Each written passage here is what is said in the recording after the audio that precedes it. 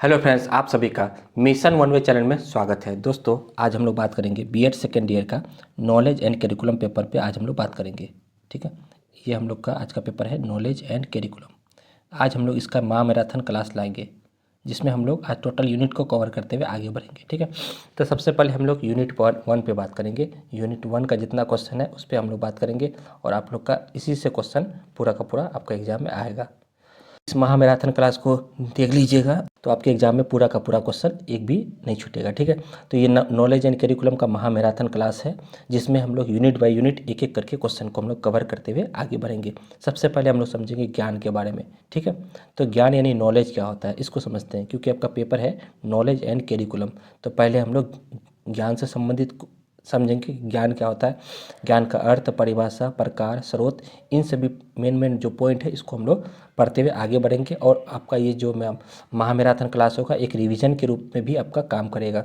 ठीक है, तो इसको आप लोग शुरू से अंत तक देखिएगा और आप लोग का एग्ज़ाम बहुत अच्छा जाए, इसलिए मेरी जो है शुभकामनाएं रहेगी। ठीक है, तो सबसे पहले हम लोग बात करते हैं ज्ञान के बारे में, जिसको हम लोग इंग्लिश में नॉलेज कहते हैं। ठीक है, आइए सबसे पहले हम इसका अर्थ देखते हैं। ज्ञान शब्द संस्कृत के ज्ञा धातु में अ प्रत्यय लगने से बनता है। यानी कि ये हुआ कि ज्ञान शब्द संस्कृत के ज्ञा धातु में, ठीक है, अ प्रत्यय लगने से बनता है, जिसका अर्थ होता है जानना। ज्ञान का अर्थ क्या होता है? जानना है। ठीक है, यानी ज्ञान शब्द जो है संस्कृत के ज्ञा धातु में अ प्रत्यय लगने से बनता है, जिसका अर्थ होता है जानना, जिसे अंग्रेजी भाषा में नॉलेज शब्द का हिंदी रूपांतरण है, जिसे टू नो के नाम से जाना जाता है। अर्थात हम कह सकते हैं कि अंग्रेजी भाषा में ज्ञान को नॉलेज कहते हैं, जो हिंदी रूपांतरण है इसका जिसका अर्थ होता है जानना, यानी टू नो का मतलब होता है जानना। ठीक है, ज्ञान शब्द दर्शन शास्त्र के ज्ञान मीमांसा इपिस्टोमोलॉजी से लिया गया है, जो दो शब्दों के संधि से मिलकर बना होता है। यानी कि अगर देखा जाए तो ज्ञान शब्द जो है आपके ज्ञान मीमांसा यानी इपिस्टोमोलॉजी शब्द से लिया गया है, जो कि दो शब्दों के संधि से मिलकर बना होता है। एक होता है इपिस्ट और प्लस होता है लॉजी। तो इपिस्टोमोलॉजी, इपिस्ट का मतलब होता है ज्ञान और लॉजी का मतलब होता है विज्ञान। तो इपिस्टोमोलॉजी का मतलब हुआ ज्ञान का विज्ञान। तो ज्ञान शब्द जो है दर्शन शास्त्र के ज्ञान मीमांसा शब्द से लिया गया है, जिसका अर्थ होता है ज्ञान का विज्ञान। ठीक है, इस प्रकार इपिस्टोमोलॉजी का अर्थ होता है ज्ञान का विज्ञान। इस प्रकार इपिस्टोमोलॉजी का अर्थ क्या हो गया, यानी कि ज्ञान मीमांसा का अर्थ क्या हो गया, ज्ञान का विज्ञान। ज्ञान शब्द प्रज्ञा, ज्ञाता और ज्ञेय के पारस्परिक संबंध से ज्ञान की उत्पत्ति की जाती है। अब देखिए यहाँ पे समझिए कि ज्ञान शब्द जो है प्रज्ञा, ज्ञाता और ज्ञेय के पारस्परिक संबंध से ही ज्ञान की उत्पत्ति की जाती है। यानी कि इस तीनों से जो है ज्ञान शब्द की उत्पत्ति होती है। एक होता है प्रज्ञा, एक होता है ज्ञाता और एक होता है ज्ञेय। तीनों को समझिए। अतः प्रत्येक ज्ञान की ज्ञाता और ज्ञेय होता है। प्रत्येक ज्ञान में क्या होता है, एक ज्ञाता होता है और एक ज्ञेय होता है। और जब ज्ञाता का ज्ञेय के साथ इंद्रियों के माध्यम से संपर्क होता है, तो ज्ञेय के पदार्थ के संबंध में एक चेतना उत्पन्न होती है। देखिए, ज्ञाता का मतलब होता है और एक ज्ञेय होता है। तो ज्ञाता का मतलब जो ज्ञान को लेने वाला, और ज्ञेय का मतलब होता है जो ज्ञान को देता है। तो जब ज्ञाता का ज्ञेय के साथ इंद्रियों के माध्यम से, इंद्रिय का मतलब हुआ आँख, नाक, कान, जीभ, त्वचा, इन सभी के माध्यम से जब संपर्क होता है, तो ज्ञेय यानी कि ज्ञेय के पदार्थ के संबंध में एक चेतना उत्पन्न होती है, जिसे ज्ञान की संज्ञा दी जाती है। ठीक है, तो ज्ञाता हो गया जो ज्ञान देता हो, और ज्ञेय होता है जो ज्ञान लेता हो। ठीक है, इसी प्रकार ज्ञानेंद्रियों से जो प्रत्यक्षीकरण तथा अनुभव होता है उसे क्यों हम लोग ज्ञान कहते हैं। यानी कि ज्ञानेंद्रियों से जो प्रत्यक्ष रूप से हमें अनुभव होता है उसे ही हम लोग ज्ञान कहते हैं। ठीक है, ज्ञान इंद्रियों तक सीमित नहीं होती है, अपितु इंद्रियों से परे भी जो अनुभूति होती है उसे हम लोग अनुभूति होती है उसे ही ज्ञान कहते हैं। यानी ज्ञान जो है एक इंद्रियों तक सीमित नहीं होती है, बल्कि ये इंद्रियों से भी परे जो अनुभूतियाँ होती है उसी को हम लोग ज्ञान कहते हैं। ज्ञान को प्रमाणित करने के लिए तीन चीज़ों पर बल दिया जाता है। ठीक है, ज्ञान को अगर हमको प्रमाणित करना है तो हमें तीन चीज़ों पर बल दिया जाता है। एक सत्यता, सत्यता में विश्वास, तथा सत्यता के लिए पर्याप्त प्रमाण। एक होता है सत्य, एक होता है सत्यता के लिए विश्वास, और दूसरा होता है सत्यता के लिए पर्याप्त प्रमाण। ठीक है, तो आदि ज्ञान के स्वरूप को मानसिक तथा मनोवैज्ञानिक क्रिया जैसे जानना, करना और अनुभूति करना मानते हैं। यानी कि ज्ञान का शब्द होता है जब ज्ञाता का ज्ञेय के साथ संपर्क होता है, तो ज्ञ के इंद्रियों में एक अनुभव यानी एक चेतना उत्पन्न होती है, जिसे को हम लोग ज्ञान कहते हैं, यानी कि जिसका अर्थ होता है जानना या सीखना। ठीक है, अब हम लोग देखते हैं ज्ञान की परिभाषा, डेफिनेशन ऑफ नॉलेज। इसका परिभाषा आप लोग को याद रखना जरूरी है। तो एक परिभाषा दिया था प्रोफेसर रसन ने। प्रोफेसर रसन ने कहा था कि ज्ञान वो है जो मनुष्य के मन को प्रकाशित करता है। बहुत सिंपल परिभाषा है और याद भी हो जाएगा कि प्रोफेसर रसन ने कहा था कि ज्ञान वो शब्द है जो मनुष्य के मन को प्रकाशित करता है। दूसरा परिभाषा दिया था प्लेटो के अनुसार। प्लेटो ने कहा था कि विचारों की दैवीय व्यवस्था और आत्मा परमात्मा के स्वरूप को जानना ही सच्चा ज्ञान है। यानी कि विचारों की दैवीय व्यवस्था, ठीक है, और आत्मा परमात्मा को के स्वरूप को जानना ही सच्चा ज्ञान है, ये बात प्लेटो ने कहा था। ठीक, अगला हम लोग देखते हैं बौद्ध दर्शन के अनुसार। बौद्ध दर्शन ने क्या कहा था कि ज्ञान वो है जो मनुष्य के सांसारिक दुखों से छुटकारा दिलाए। ये अच्छा परिभाषा, इसको भी याद रखिएगा। बौद्ध दर्शन ने यह कहा था कि ज्ञान वो है जो मनुष्य के सांसारिक दुखों से छुटकारा दिलाए। हॉब्स ने कहा था ज्ञान ही शक्ति है, बहुत छोटा परिभाषा, याद हो जाएगा। सुकरात ने कहा था कि ज्ञान सर्वोच्च सद्गुण है। ठीक है, अगला परिभाषा दिया था विलियम जेम्स के अनुसार। विलियम जेम्स ने कहा था कि ज्ञान व्यवहारिक प्राप्ति और सफलता का दूसरा नाम है। तो इस तरह से हम लोग ज्ञान का लगभग 6 से 7 परिभाषा देखिए, आप लोग इसको याद रखिएगा। ज्ञान क्या होता है? ज्ञान शब्द ज्ञा धातु में अ प्रत्यय लगने से बनता है, जिसका अर्थ होता है जानना या सीखना। जब ज्ञाता का ज्ञ के साथ संपर्क स्थापित होता है तो ज्ञ में इंद्रियों के माध्यम से एक चेतना उत्पन्न होती है, जिसी को हम लोग ज्ञान कहते हैं। ठीक है, तो ज्ञान जो होता है वो अवचेतन में होता है, ज्ञान अप्रत्यक्ष होता है जिसको हम लोग देख नहीं सकते, और ज्ञान जो होता है वो क्या होता है, एक दूसरे से हम लोग आदान प्रदान करते हैं। तो ज्ञान का अर्थ भी समझ गए और ज्ञान का परिभाषा भी समझ गए। अब हम लोग देखते हैं ज्ञान के विभिन्न पढ़ेंगे कि ज्ञान के कौन कौन से प्रकार हैं। तो अगला पॉइंट चल रहा है ज्ञान के प्रकार, अभी यूनिट 1 में ही हम लोग हैं। ठीक है, तो यूनिट 1 का हम लोग ज्ञान का अर्थ और परिभाषा देख लिए। अब हम लोग ज्ञान के प्रकार को देखते हैं, यानी टाइप्स ऑफ नॉलेज। तो ज्ञान के 3 प्रकार है, एक है आगमनात्मक ज्ञान, दूसरा है प्रयोगमूलक ज्ञान और तीसरा है परगानुभव ज्ञान। ठीक है, तो आइए एक एक करके देखते हैं। सबसे पहला है आगमनात्मक ज्ञान, जिसको हम लोग एपिस्टोरी नॉलेज कहते हैं। तो आगमनात्मक ज्ञान क्या होता है, इसको समझते हैं। आगमनात्मक ज्ञान के प्रवर्तक जॉन लॉक को कहा जाता है, याद रखिएगा। यानी आगमनात्मक ज्ञान जो है इसके प्रवर्तक यानी इसके जनक जो है वो जॉन लॉक है। ये ज्ञान अनुभव तथा निरीक्षण द्वारा सीखी जाती है। ये ज्ञान जो होता है एक अनुभव तथा निरीक्षण के द्वारा सीखी जाती है। यानी कि जब कोई व्यक्ति अनुभव तथा निरीक्षण करते हैं तो उसमें इस ज्ञान की उत्पत्ति होती है। जिसके अनुसार जॉन लॉक ने कहा कि बालक का मन जन्म के समय कटोरी यानी कोड़ी पटिया के समान होता है। यानी कि जॉन लॉक ने यह कहा कि बालक का जब जन्म होता है तो उसका जो मन होता है एक उस समय जो है एक कोड़ी पटिया के समान होता है। ठीक है, कोड़ी पटिया का मतलब होता है खाली, जिसको हम लोग खाली बर्तन भी बोल सकते हैं। तो इस तरह का होता है, जैसे जैसे उसको अनुभव मिलता है तो इस पटिया पर लेखन होने लगता है। यानी कि एक कोड़ी पटिया का मतलब होता है एक सफ़ेद पटिया की तरह होता है। जैसे उसको अनुभव मिलता है तो वो उस पटिया पर लेखन कार्य करते रहता है, यानी कि उसको अनुभव को लिखते रहता है। इस तरह से इस ज्ञान को हम लोग आगमनात्मक ज्ञान कहते हैं, जिसके प्रवर्तक जॉन लॉक थे। ठीक है,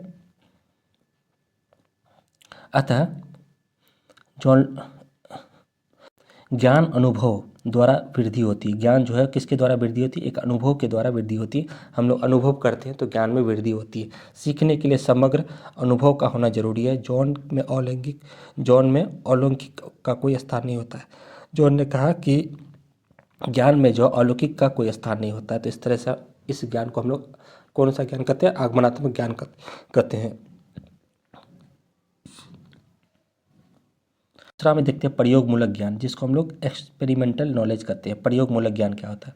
प्रयोगमूलक ज्ञान के प्रवर्तक जॉन डीवी है, याद रखिएगा। प्रयोगमूलक ज्ञान के प्रवर्तक कौन है? जॉन डीवी है, जिन्होंने कहा कि ज्ञान प्रयोग द्वारा सीखी जाती है। यानी इन्होंने कहा कि ज्ञान जो है एक प्रयोग द्वारा यानी एक्सपेरिमेंट करके हम लोग सीखते हैं।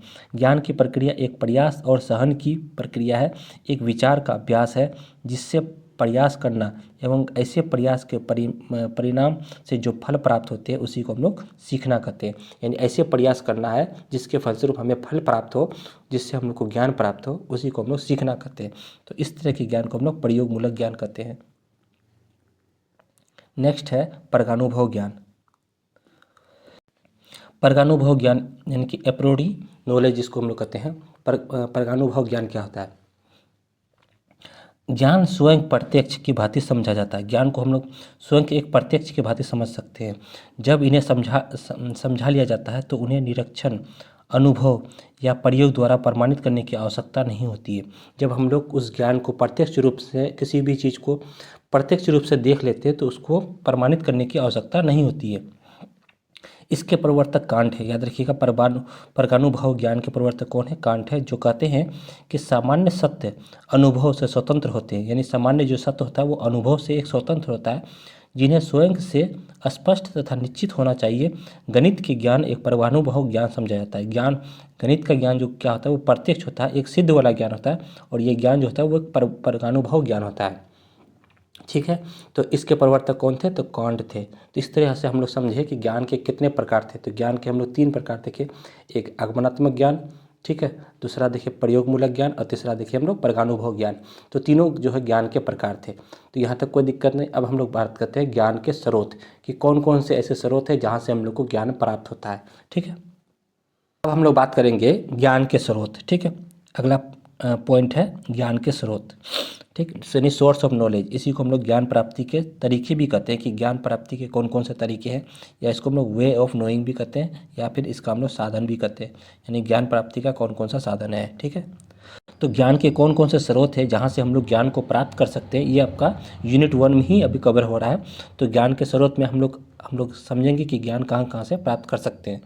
ठीक है, तो इस तरह से हम लोग 5 पॉइंट लिए हैं जहाँ से हम लोग ज्ञान प्राप्त कर सकते हैं। इस तरह से आप एक डायग्राम बना लीजिएगा कॉपी में, कि ज्ञान के स्रोत कहाँ कहाँ से हैं। तो एक हो गया इंद्रिय अनुभव, इंद्रियों से हम लोग ज्ञान को प्राप्त कर सकते हैं। ठीक है, दूसरा हो गया साक्ष्य, साक्ष्य से भी हम लोग ज्ञान को प्राप्त कर सकते हैं। तार्किक चिंतन, यहाँ से भी ज्ञान प्राप्त कर सकते हैं। उसके बाद है अंतःप्रज्ञा तथा अंतःप्रज्ञावाद, यहाँ से भी ज्ञान प्राप्त कर सकते हैं। और एक है सत्ता अधिकारी ज्ञान, जो कि 5वां है। ठीक है, तो यहाँ से हम लोग ज्ञान को प्राप्त कर सकते हैं। तो ज्ञान के स्रोत हम लोग 5 देखे। एक हो गया इंद्रिय अनुभव, दूसरा हो गया साक्ष्य, तीसरा हो गया तार्किक चिंतन, चौथा में हो गया अंतःप्रज्ञा तथा अंतःप्रज्ञावाद, और 5वां में हो गया सत्ता अधिकारी ज्ञान। ठीक है, तो ये सब ज्ञान के प्राप्ति के स्रोत है। अब हम लोग एक एक करके स्रोत को पढ़ते हैं। सबसे पहला स्रोत है इंद्रिय अनुभव। ठीक है, इंद्रिय अनुभव यानी कि इंद्रियों से हम लोग ज्ञान को प्राप्त करते हैं, जिसको हम लोग सेंस एक्सपीरियंस कहते हैं। ठीक है, सेंस एक्सपीरियंस हो गया। इंद्रिय अनुभव द्वारा प्राप्त ज्ञान प्रत्यक्ष ज्ञान होता है। यानी कि वैसे ज्ञान जो हम लोग प्रत्यक्ष रूप से ज्ञान को प्राप्त करते हैं उसी को हम लोग इंद्रिय अनुभव ज्ञान कहते हैं। इसमें 5 ज्ञान इंद्रियां काम करती है, आँख, नाक, कान, जीभ, त्वचा। ये सभी इंद्रियां हैं जिनकी मदद से हम क्रमशः देखकर, आँख से देखकर, कान से सुनकर, नाक से सूंघकर, जीभ से स्वाद लेकर तथा त्वचा से स्पर्श करके हम लोग वस्तुओं के बारे में तरह तरह के ज्ञान प्राप्त कर सकते हैं। तो हम किसी भी चीज़ को आँख से देखकर, कान से सुनकर, ठीक है, नाक से सूंघकर, जीभ से स्वाद लेकर और त्वचा से स्पर्श करके हम उस वस्तु के बारे में ज्ञान प्राप्त कर सकते हैं। ठीक है, चलिए आगे देखते हैं। इसी ज्ञान को प्रत्यक्ष ज्ञान कहते हैं। इसी को हम लोग क्या करते हैं? प्रत्यक्ष ज्ञान कहते हैं, जो हम लोग इंद्रियों के माध्यम से सीखते हैं। इस प्रकार मनुष्य ज्ञानेंद्रियों की मदद से संसार की वस्तुओं के संपर्क में आकर उनमें एक प्रकार की संवेदना उत्पन्न हो जाती है। जब कोई वस्तु है ना, जब कोई मनुष्य जो है ज्ञानेंद्रियों की मदद से संसार की वस्तुओं के संपर्क में आ जाता है तो उसमें एक संवेदना उत्पन्न होती है, जिसे ज्ञान प्राप्ति की संज्ञा दी जाती है और चेतन मन में अवधारणाएं उत्पन्न हो जाती है। और ये जो है चेतन मन में अवधारणा बैठ जाती है, जो हमेशा के लिए बैठ जाता है। ठीक है, तो इसी को हम लोग बोलते हैं कौन सा ज्ञान? आपको ये हो गया आपका इंद्रिय जनित ज्ञान हो गया, जिसको हम लोग इंद्रिय अनुभव ज्ञान कहते हैं। ठीक है, तो सबसे पहला ज्ञान पढ़े। अब उसके बाद है साक्ष्य। दूसरा ज्ञान के प्राप्ति का दूसरा स्रोत है साक्ष्य, जिसको हम लोग टेस्टिमनी कहते हैं। ठीक है, जब हम लोग दूसरों के अनुभव व निरीक्षण पर आधारित ज्ञान को मान्यता देते हैं तो इस तरह के ज्ञान को हम लोग साक्ष्य कहते हैं। यानी कि जब दूसरा का कोई ज्ञान है, ठीक है, दूसरे के ज्ञान या अनुभव को, है ना, निरीक्षण पर आधारित ज्ञान की मान्यता देते हैं तो इस तरह के ज्ञान को हम लोग साक्ष्य ज्ञान कहते हैं। साक्ष्य में व्यक्ति स्वयं निरीक्षण नहीं करता है, वो दूसरों के निरीक्षण पर ही ज्ञान प्राप्त करता है। यानी इसमें जो है जो साक्ष्य होते हैं वो क्या होते हैं? साक्ष्य में व्यक्ति स्वयं निरीक्षण नहीं करता है, वो दूसरों के निरीक्षण पर ज्ञान प्राप्त करता है। ठीक है, हम लोग प्राय अपने जीवन में साक्ष्य का बहुत उपयोग करते हैं। अपने स्वयं बहुत से स्थानों को भी देखा, लेकिन कोई दूसरा व्यक्ति उनका वर्णन नहीं करते हैं तो उन स्थानों के अस्तित्व में विश्वास करने लगते हैं। तो उन स्थानों के अस्तित्व में हम क्या करने लगते हैं? विश्वास करने लगते हैं। तो उसी को हम लोग कहते हैं साक्ष्य। ठीक है, तो यहाँ पे हम देखें साक्ष्य ज्ञान क्या होता है? साक्ष्य ज्ञान जो होता है वो दूसरा व्यक्ति का वर्णन करते हैं, तो उसके दूसरे के बताए के हम बातों को हम जब मानते हैं तो उसी को हम लोग साक्ष्य ज्ञान। तीसरा में देखते हैं तार्किक चिंतन, ठीक है, लॉजिकल थिंकिंग कहते हैं जिसको हम लोग। तार्किक चिंतन ऐसी मानसिक प्रक्रिया है जिससे हमारा अधिकांश ज्ञान तर्क पर आधारित है। हमें अनुभव से जो सूचना प्राप्त होती है उसे तर्क द्वारा संगठित करके ज्ञान प्राप्त किया जा सकता है, ठीक है। यानी तार्किक चिंतन का मतलब जो हमें अनुभव से जो सूचना प्राप्त होता है उसको हम तर्क द्वारा संगठित करके ज्ञान को प्राप्त करते हैं, उसी को हम तार्किक ज्ञान कहते हैं। इस प्रकार तार्किक चिंतन अनुभव द्वारा प्राप्ति ज्ञान को परिवर्तित करती है। यानी जो हम लोग तार्किक चिंतन करते हैं, अनुभव को जब हम ज्ञान में परिवर्तित करते हैं तो उसी को हम लोग तार्किक चिंतन कहते हैं। उसके बाद है अंतःप्रज्ञा तथा अंतःप्रज्ञावाद। ये एक स्टेप का है, इंट्यूशन एंड इंट्यूशन, ठीक है। ये भी ज्ञान प्राप्ति का मुख्य स्रोत है। इनके अंत में अचानक ज्ञान का प्रकाश की किरण उत्पन्न होती है। यानी कि किसी व्यक्ति के अंत में अचानक जब ज्ञान के प्रकाश की किरण उत्पन्न होती है तो इसके लिए तर्क की आवश्यकता नहीं होती है। यह एक प्रकार का आंतरिक बोध है जिसे ज्ञान की संज्ञा दी जाती है। जब किसी व्यक्ति के अंतः शक्ति में एक ज्ञान की एक प्रकाश उत्पन्न होती है तो उसी को हम लोग अंतः ज्ञान कहते हैं। इसमें तर्क की आवश्यकता नहीं होती है, ये खुद से डेवलप होता है। इस प्रकार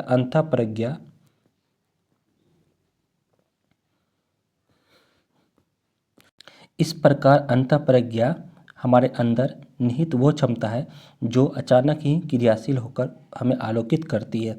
यानी कि अंतःप्रज्ञा ज्ञान एक ऐसे ज्ञान होती है जो हमारे अंत में अचानक उत्पन्न होकर हमें क्या करती है, प्रकाशित करती है, आलोकित करती है। इसी को हम लोग अंतःप्रज्ञा तथा अंतःप्रज्ञावाद ज्ञान कहते हैं, ठीक। तो एक वो स्रोत हो गया। अगला है सत्ता आधिकारिक ज्ञान, ठीक है, जिसको हम लोग ऑटोरेटिक नॉलेज कहते हैं, ठीक है। वैसे ज्ञान जो उच्च शिक्षित व्यक्तियों के द्वारा प्रदान की जाती है, ऐसे ज्ञान को सत्ता आधिकारिक ज्ञान की संज्ञा दी जाती है।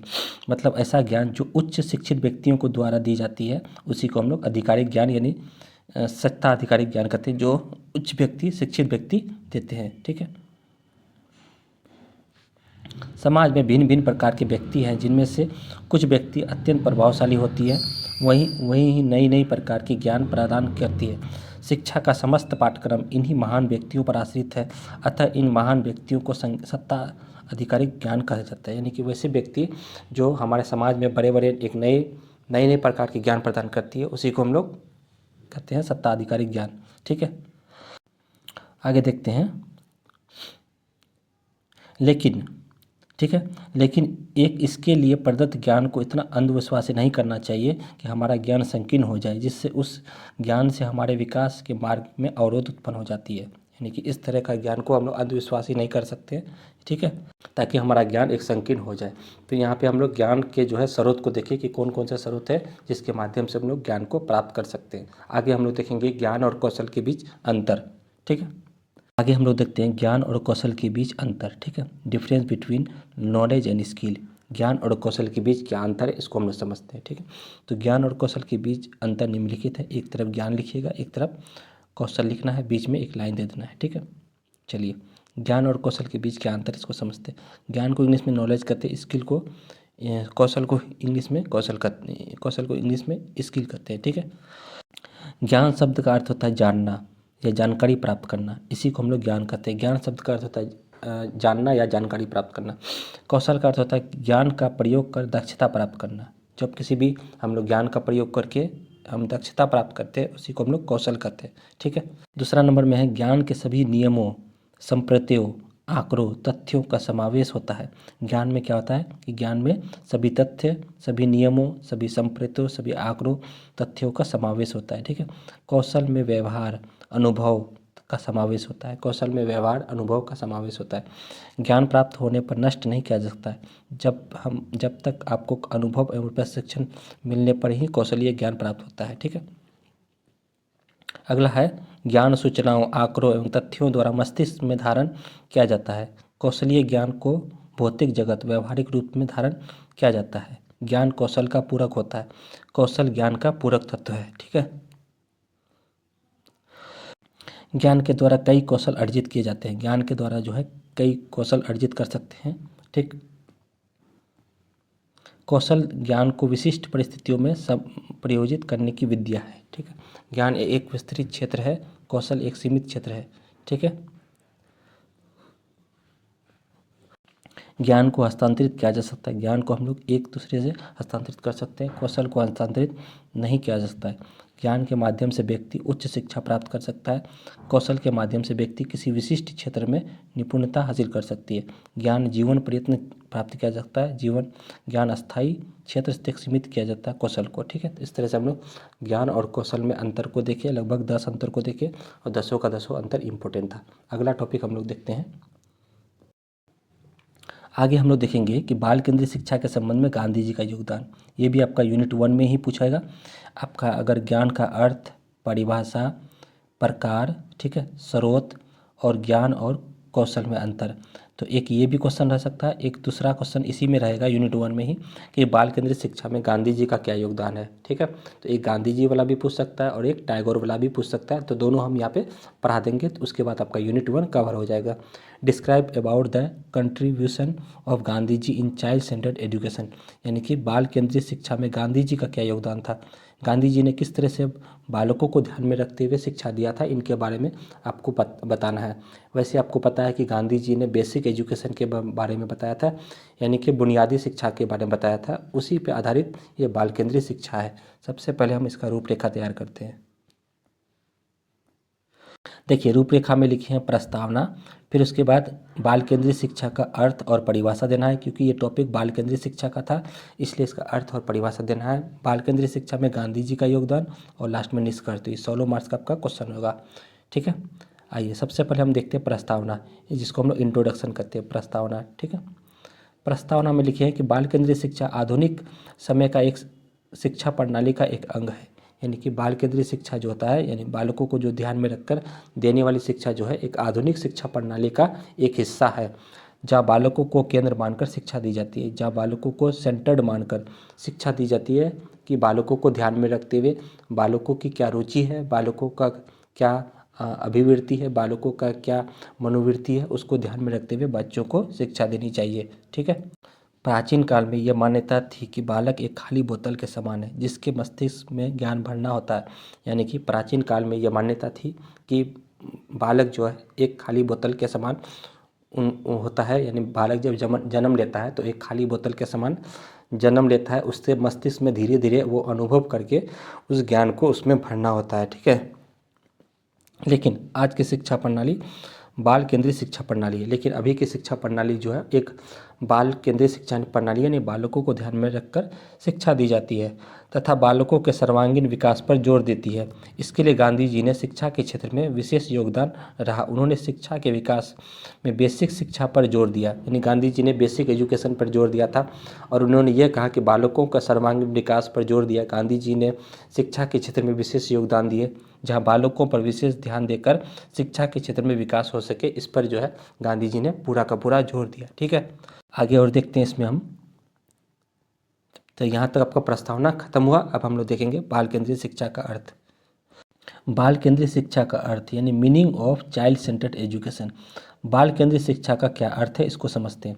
बाल केंद्रित शिक्षा, जिसको इंग्लिश में चाइल्ड सेंटर्ड एजुकेशन कहते हैं, इसके जनक जो है वो जॉन डीवी को कहा जाता है। जॉन डीवी जो है बाल केंद्रित शिक्षा के एक जनक के रूप में काम करता है, यानी कि बाल केंद्रित शिक्षा के जनक जो है कौन है, जॉन डीवी है, याद रखिएगा इसको। ठीक है, जॉन डीवी अमेरिका के एक मनोवैज्ञानिक थे। जॉन डीवी कहाँ के मनोवैज्ञानिक थे, अमेरिका के एक मनोवैज्ञानिक थे। जॉन डीवी का जन्म 1859 में वाशिंगटन में हुआ था, जहाँ बालकों को ध्यान में रखकर शिक्षा देनी चाहिए। जॉन डीवी ने यह कहा कि बालकों को ध्यान में रखकर जो है उनको शिक्षा देनी चाहिए। इनका मान्यता था कि बालकों की रुचि, क्षमता, योग्यता और आवश्यकता के अनुरूप ही पाठ्यक्रम तैयार करना चाहिए। जॉन डीवी ने यह कहा कि बच्चों की जिसमें रुचि है, जिसमें उनकी क्षमता है, योग्यता है, उनकी जो आवश्यकता है, उनके अनुरूप ही पाठ्यक्रम को तैयार करना चाहिए। ये एनसीएफ में भी बात कहा गया था, नेशनल करिकुलम फ्रेमवर्क में भी कहा गया था कि बालकों को ध्यान में रखकर ही पाठ्यक्रम तैयार। बाल केंद्रित शिक्षा प्रणाली में जॉन डीवी ने करके सीखने पर, लर्निंग बाय डूइंग पर जोर दिया था। इन्होंने ये कहा कि बच्चे करके सीखेंगे, यानी कि लर्निंग बाय डूइंग पे अधिक बल दिया। इन्होंने कहा कि बच्चे जब खुद से करके सीखेंगे तो उन्हें ज़्यादा अनुभव प्राप्त होगा। ये बात जॉन डीवी ने कहा था। ठीक है, आगे हम लोग देखते हैं भारत में बाल केंद्रीय शिक्षा का श्रेय गिजुभाई बांदेकर को दिया जाता है, यानी कि गिजुभाई बांदेकर को बाल केंद्रीय शिक्षा का श्रेय दिया जाता है। बाल केंद्रीय शिक्षा में शिक्षण का केंद्र बिंदु बालक होता है, ठीक है। इसमें बालक का व्यक्तिगत रूप से निरीक्षण पर उसकी कठिनाइयों को दूर करने का प्रयास किया जाता है, यानी कि बालकों का जो है शिक्षण बिंदु को केंद्र में ध्यान में रखकर जो है उनको बालकों को ध्यान में रखकर उनका व्यक्तिगत रूप से निरीक्षण करके उनकी कठिनाइयों को दूर करने का प्रयास किया जाता है। तो ये हो गया बाल केंद्रीय शिक्षा का अर्थ। अब इसका परिभाषा दिया था रूसो ने कहा था परिभाषा में कि बालक एक पुस्तक के समान है जिसका अध्ययन प्रत्येक अध्यापक को करना चाहिए। ये बात रूसो ने कहा था बाल केंद्रीय शिक्षा में कि बालक एक पुस्तक के समान है जिसका अध्ययन प्रत्येक अध्यापक को करना चाहिए। दूसरा परिभाषा जॉन डीवी ने कहा था कि बालक एक खाली बोतल के समान है जिसका मस्तिष्क में ज्ञान भरना होता है। तो दो परिभाषा याद रखिएगा, एक रूसो और दूसरा जॉन डीवी। अब हम लोग बात करते हैं बाल केंद्रीय शिक्षा में गांधी जी का योगदान। गांधी जी ने क्या योगदान दिया था बाल केंद्रीय शिक्षा में, ठीक है। Contribution of Gandhi ji in child centred education, Gandhi ji का इसमें क्या योगदान था। महात्मा गांधी ने बुनियादी शिक्षा बेसिक एजुकेशन पर जोर दिया था, ठीक है, जो कि 1937 में बेसिक एजुकेशन आया था, जिसको हम लोग बुनियादी शिक्षा भी कहते हैं, जो भारतीय सभ्यता और संस्कृति के बुनियादी से जुड़ी हुई थी, जिसमें जो भारतीय सभ्यता और संस्कृति से जुड़ी हुई थी, जिनका आधार महात्मा गांधी को दिया जाता है, ठीक है। अब इन्होंने बाल केंद्रीय शिक्षा में गांधी जी का क्या योगदान था। इसमें सबसे पहला योगदान दिया था इन्होंने कि 7 से 14 वर्ष तक के सभी बच्चों के लिए अनिवार्य एवं निःशुल्क प्राथमिक शिक्षा दी जानी चाहिए। ये बात गांधी जी ने कहा था कि 7 वर्ष से लेकर 14 वर्ष तक के जितने भी बच्चे हैं उनको अनिवार्य एवं निःशुल्क प्राथमिक शिक्षा देनी चाहिए। दूसरा बात कहा था कि शिक्षा बच्चों को उनकी मातृभाषा में देनी चाहिए, बच्चों को उनको क्षेत्रीय भाषा में बच्चों को शिक्षा देनी चाहिए। तीसरा बोला था शिक्षा को वैश्विक ज्ञान, हस्तकौशल, उत्पादक कार्यों में प्रोत्साहित करना चाहिए, यानी कि बच्चों को जो है शिक्षा एक व्यावसायिक ज्ञान के रूप में देना है, उसमें किसी भी प्रकार का एक कौशल विकसित करना है तथा एक उत्पादक कार्यों के रूप में प्रोत्साहित करना है। तो इस तरह से 3 देखिए। चौथा पॉइंट था कि पाठ्यक्रम बच्चों के अनुसार निर्मित होना चाहिए, यानी कि पाठ्यक्रम जो बनाना चाहिए वो बच्चों के अनुसार बनाना चाहिए। 5 नंबर पॉइंट कि शिक्षा बच्चों की व्यक्तिगत ज़रूरतों और रुचियों को अनुसार होनी चाहिए। शिक्षा जो है बच्चों की ज़रूरतें जितनी है और उनकी जिस सब्जेक्ट में जिस विषय में जो रुचि है उसी के अनुसार उनको दिया जाना चाहिए, ठीक है। आगे हम लोग देखते हैं 6 नंबर में कि शिक्षा के मदद से बच्चों में शारीरिक, मानसिक, नैतिक तथा आध्यात्मिक विकास में मदद मिलती है। ये बात भी गांधी जी ने कहा था। उसके बाद है गांधी जी का मानना था कि बच्चों को वही सीखना चाहिए जिसमें उनकी रुचि है, ठीक है। ये बात गांधी जी ने कहा था कि बच्चों को वही सीखना चाहिए जो उनकी जिसमें रुचि है, ठीक है। अगला 8 नंबर में था गांधी जी ने बुनियादी शिक्षा या नई तालीम का उनका मॉडल ग्रामीण जनता को ज्ञान और व्यावसायिक कौशल प्रदान करने पर बल दिया। तो ये बात भी गांधी जी ने कहा था कि गांधी जी ने बुनियादी शिक्षा या नई तालीम में उनका मॉडल जो है ग्रामीण जनता का ज्ञान और व्यावसायिक कौशल प्रदान करने पर बल दिया था, ठीक है। तो इस तरह से हम लोग देखिए। उसके बाद है इसमें स्थानीय शिल्पकला और आजीविका को बढ़ावा देने में मदद मिलेगी, ठीक है। 9 नंबर में था कि गांधी जी शिक्षा को केवल साक्षरता और कौशल प्राप्त करने के साधन के रूप में नहीं, बल्कि शिक्षा से मेरा मतलब है कि बच्चे और मनुष्य में मौजूद सर्वश्रेष्ठ को बाहर निकालना, शरीर, मन और आत्मा को जागृत करना ही गांधी जी का मेन उद्देश्य था। कि इन्होंने यह कहा था कि शिक्षा केवल साक्षरता और कौशल प्राप्त करने का साधन के रूप में नहीं होना चाहिए, बल्कि इससे बच्चे और मनुष्य में मौजूद सर्वश्रेष्ठ चीज़ों को बाहर निकालना, जैसे शरीर, मन और आत्मा में ज्ञान को प्राप्त करना होता है। उसके बाद है 10 नंबर में कि गांधी जी ने शिक्षा छात्रों के नैतिक व चारित्रिक विकास पर अत्यधिक बल दिया, क्योंकि शिक्षा द्वारा उच्च आदर्शों, मूल्यों का ज्ञान छात्रों को दिया जाता है, ठीक है। 11 नंबर में था गांधी जी शिक्षा द्वारा छात्रों के उच्च आदर्शों को जन्म, कर्तव्यों का पालन, अधिकारों की रक्षा व राष्ट्र के प्रति वफादारी की भावना को जन्म तथा विकास पर बल दिया इन्होंने, ठीक है। उसके बाद 12 नंबर में था कि बालकों में शिक्षा का मुख्य उद्देश्य बालक के सर्वांगीण शारीरिक, मानसिक, सामाजिक, शैक्षिक और आर्थिक विकास कराना था, ठीक है। यानी इन्होंने कहा कि बालकों में जो शिक्षा का मुख्य उद्देश्य होना चाहिए, जो कि बालकों के शारीरिक, मानसिक, सामाजिक, शैक्षिक और आर्थिक विकास कराना था। इस तरह से गांधी जी ने बाल केंद्रीय शिक्षा में कई सारे योगदान दिए, जिसमें 12 योगदान को हम लोग देखे, ठीक है। अब हम लोग बात करते हैं निष्कर्ष पर। निष्कर्ष यानी कंक्लूजन। उपयुक्त बातों से स्पष्ट होता है कि गांधी जी यानी बुनियादी शिक्षा 1937 में लाए गए, जिससे बच्चों के सर्वांगीण विकास पर बल दिया। बच्चों के रुचि, क्षमताओं, योग्यताओं को ध्यान में रखकर शिक्षा दिया गया तथा उन्हें हस्तकला, शिल्पकला जैसे कार्यों को भी शिक्षा दी गई, ताकि भविष्य में बच्चों का जीवन यापन करने में किसी भी प्रकार की कठिनाई ना हो। तो इस तरह से हम लोग देखिए कि गांधी जी का बाल केंद्रीय शिक्षा में क्या योगदान था। ये आपका 16 मार्क्स का क्वेश्चन रहेगा। ठीक है, अब हम लोग देखेंगे बाल केंद्रीय शिक्षा में टैगोर का योगदान क्या है। ठीक है, कि बाल केंद्रीय शिक्षा में टैगोर का क्या योगदान है। यूनिट 1 आपका यहाँ तक खत्म हो जाएगा। ठीक है, यूनिट 1 तक आपका यहाँ पे हम लोग 3 क्वेश्चन को देखेंगे। ज्ञान का अर्थ परिभाषा, ज्ञान के प्रकार, ठीक है, और ज्ञान के स्रोत, वो आपका एक क्वेश्चन में आएगा। उसके बाद गांधी जी का बाल केंद्रीय शिक्षा में क्या योगदान, और तीसरा क्वेश्चन देखिए बाल केंद्रीय शिक्षा में टैगोर का क्या योगदान है। इससे बाहर यूनिट 1 में एक भी क्वेश्चन नहीं रहेगा।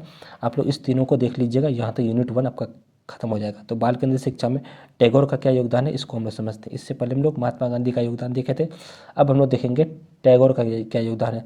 Describe about the contribution of Tagore in child centred education. चलिए सबसे पहले हम रूपरेखा बनाते हैं। ठीक है, रूपरेखा में प्रस्तावना देंगे, बाल केंद्रीय शिक्षा का अर्थ और परिभाषा, बाल केंद्रीय शिक्षा में टैगोर का क्या योगदान था, और लास्ट में इसका निष्कर्ष को देना है। आइए सबसे पहले हम प्रस्तावना बनाएं। प्रस्तावना यानी इंट्रोडक्शन।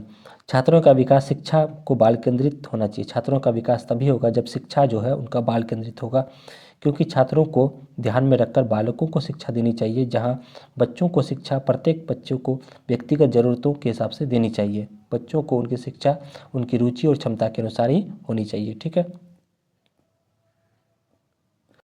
इसी में बाल केंद्रित शिक्षा में टैगोर ने कहा कि बच्चों को आसपास की दुनिया तथा वातावरणीय खोज करते हुए व्यवहारिक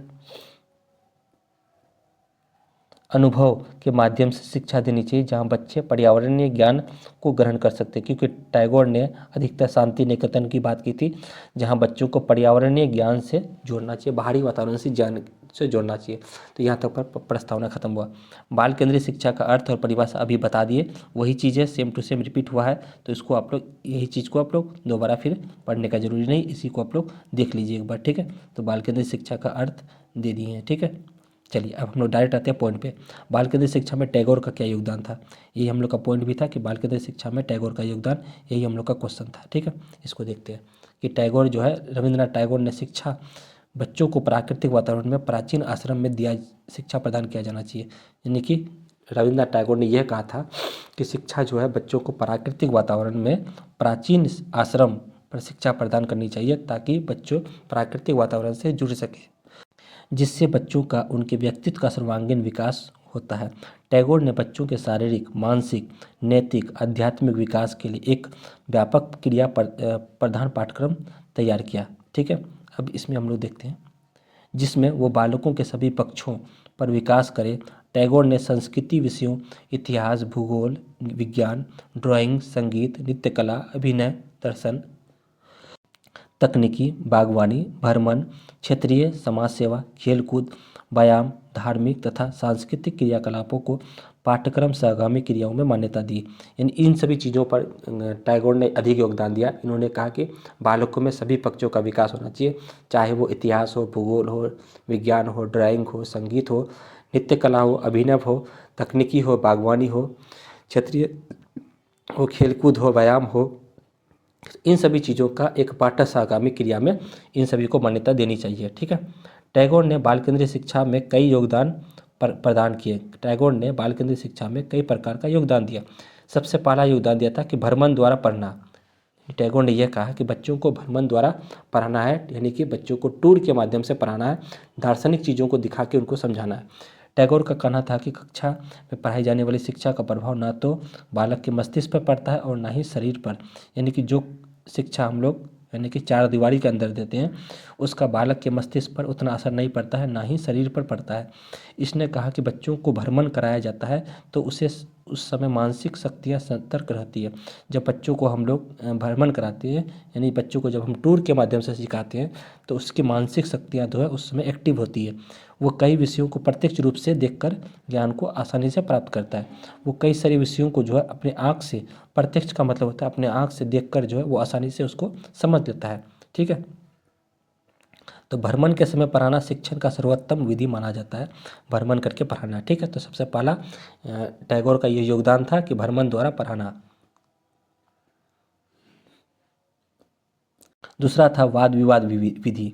टैगोर का कहना था कि शिक्षा केवल पुस्तक रटने की नहीं होती, बल्कि किसी समय समस्या को हल वाद विवाद द्वारा कर सकते हैं।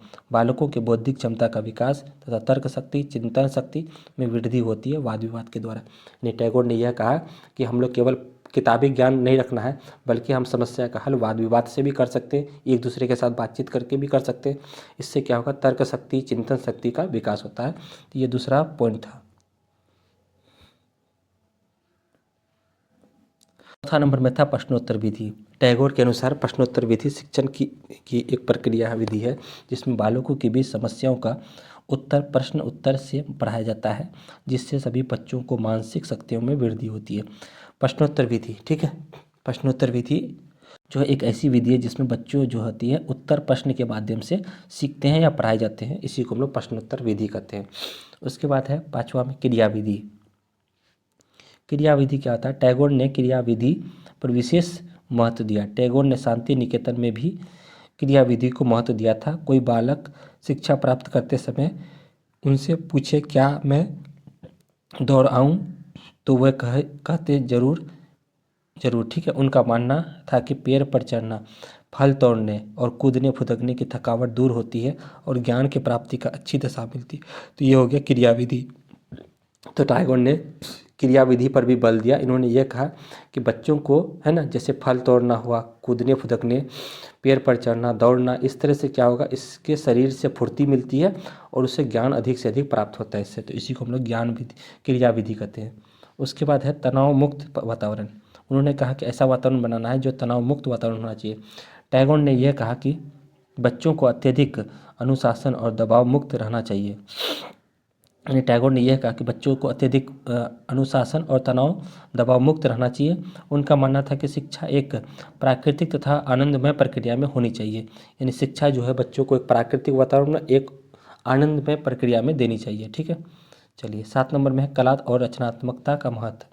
इन्होंने यह कहा कि टैगोर ने बच्चों को व्यवहारिक अनुभव में संगीत, नृत्य, नाटक, साहित्य और कला को पाठ्यक्रम का अभिन्न अंग मानना चाहिए। इन्होंने ये कहा कि बच्चों को जो है व्यवहारिक अनुभवों के साथ संगीत हो गया, नृत्य हो गया, नाटक हो गया, साहित्य हो गया, कला को पाठ्यक्रम का एक अंग के रूप में पढ़ाना चाहिए। इनका मानना था कि इंद्रियों और बौद्धिक विकास दोनों पर बल मिलता है, इससे इंद्रियों और बौद्धिक विकास दोनों पर बल मिलता है। उसके बाद यहाँ तक जो है 7 पॉइंट लिखे हैं। रविन्द्रनाथ टैगोर ने बाल केंद्रित शिक्षा के बारे में न कि बच्चों को बताया, बल्कि उनके प्राकृतिक वातावरण से जोड़ा, ताकि बच्चों में कला, साहित्य, विज्ञान, शिल्प, विज्ञान, नृत्य, संगीत आदि का आनंददायक ज्ञान प्राप्त हो सके। इस तरह से हम लोग देखिए जिन्हें किस तरह से टैगोर ने किस तरह से जो है बाल केंद्रित शिक्षा में एक महत्वपूर्ण योगदान दिया। अब हम लोग लास्ट में इसका निष्कर्ष को देख लेते हैं। निष्कर्ष यानी कंक्लूजन है कि इस प्रकार रविन्द्रनाथ टैगोर ने बालकों को ध्यान में रखकर शिक्षा प्रदान की, बच्चों को प्राकृतिक ज्ञान से जोड़ा, उसमें कला का ज्ञान, संगीत, कताई बुनाई, नृत्य, चित्रकारी, रचना, शिल्प, गृह शिल्प और ज्ञान बच्चों के पाठ्यक्रम में जोड़ा जाए। इस तरह से आपका यूनिट 1 जो है कंप्लीट हुआ। यूनिट 1 में हम लोग 3 क्वेश्चन को देखें, उम्मीद करेंगे 2 क्वेश्चन आपके एग्जाम में आके, 1 क्वेश्चन आपको कंप्लीट करना है। ठीक है, तो 16 नंबर का ये क्वेश्चन था। अब हम लोग बात करेंगे यूनिट 2 पे। ठीक है, तो यूनिट 2 में प्रवेश किए हैं। ठीक है, यूनिट 1 आपका कंप्लीट हो गया है। अब हम लोग यूनिट 2 में एक क्वेश्चन आया है जो कि आपका 16 मार्क्स का ये क्वेश्चन रहेगा। उम्मीद करेंगे ये क्वेश्चन आपका एग्जाम में आ जाना चाहिए, मोस्ट VVI क्वेश्चन ये। ठीक है, चलिए क्वेश्चन क्या है इसको देखते हैं। यूनिट 2 का सबसे पहला क्वेश्चन ये है कि पाठ्यक्रम में फिलोसोफिया और मनोवैज्ञानिक निर्धारकों का वर्णन करने बोला। यहाँ पे 2 क्वेश्चन है, एक है पाठ्यक्रम में फिलोसोफिया और एक है पाठ्यक्रम में मनोवैज्ञानिक निर्धारक। ठीक है, इसको समझते हैं। सबसे पहले हम इसका रूपरेखा तैयार किए हैं। पाठ्यक्रम में फिलोसोफिया, पाठ्यक्रम में मनोवैज्ञानिक निर्धारक और लास्ट में निष्कर्ष। एक एक करके इसको देखते हैं। पाठ्यक्रम में फिलोसोफिया, इसको इंग्लिश में कहते हैं फिलोसॉफिकल ऑफ कैरिकुलम। दर्शन शास्त्र फिलोसॉफिकल के जनक H.T. जॉनसन को कहा जाता है। याद रखिएगा, दर्शन शास्त्र के जनक कौन है? H.T. जॉनसन। जहाँ जीवन के आधारभूत समस्याओं का समाधान हेतु अध्ययन विषय को कहा जाता है। इसमें क्या होता है दर्शन शास्त्र में कि जीवन के आधारभूत समस्याओं का समाधान हेतु अध्ययन किया जाता है। ठीक है, इसमें क्या होता है, दर्शन शास्त्र पाठ्यक्रम का मुख्य आधार होता है। दर्शन शास्त्र जो होता है वो पाठ्यक्रम का एक मुख्य आधार है। पाठ्यक्रम के द्वारा शिक्षा के उद्देश्यों की प्राप्ति की जाती है और शिक्षा का उद्देश्य हमें दर्शन द्वारा प्राप्त होता है। देखिए, दर्शन शास्त्र पाठ्यक्रम का मुख्य आधार है।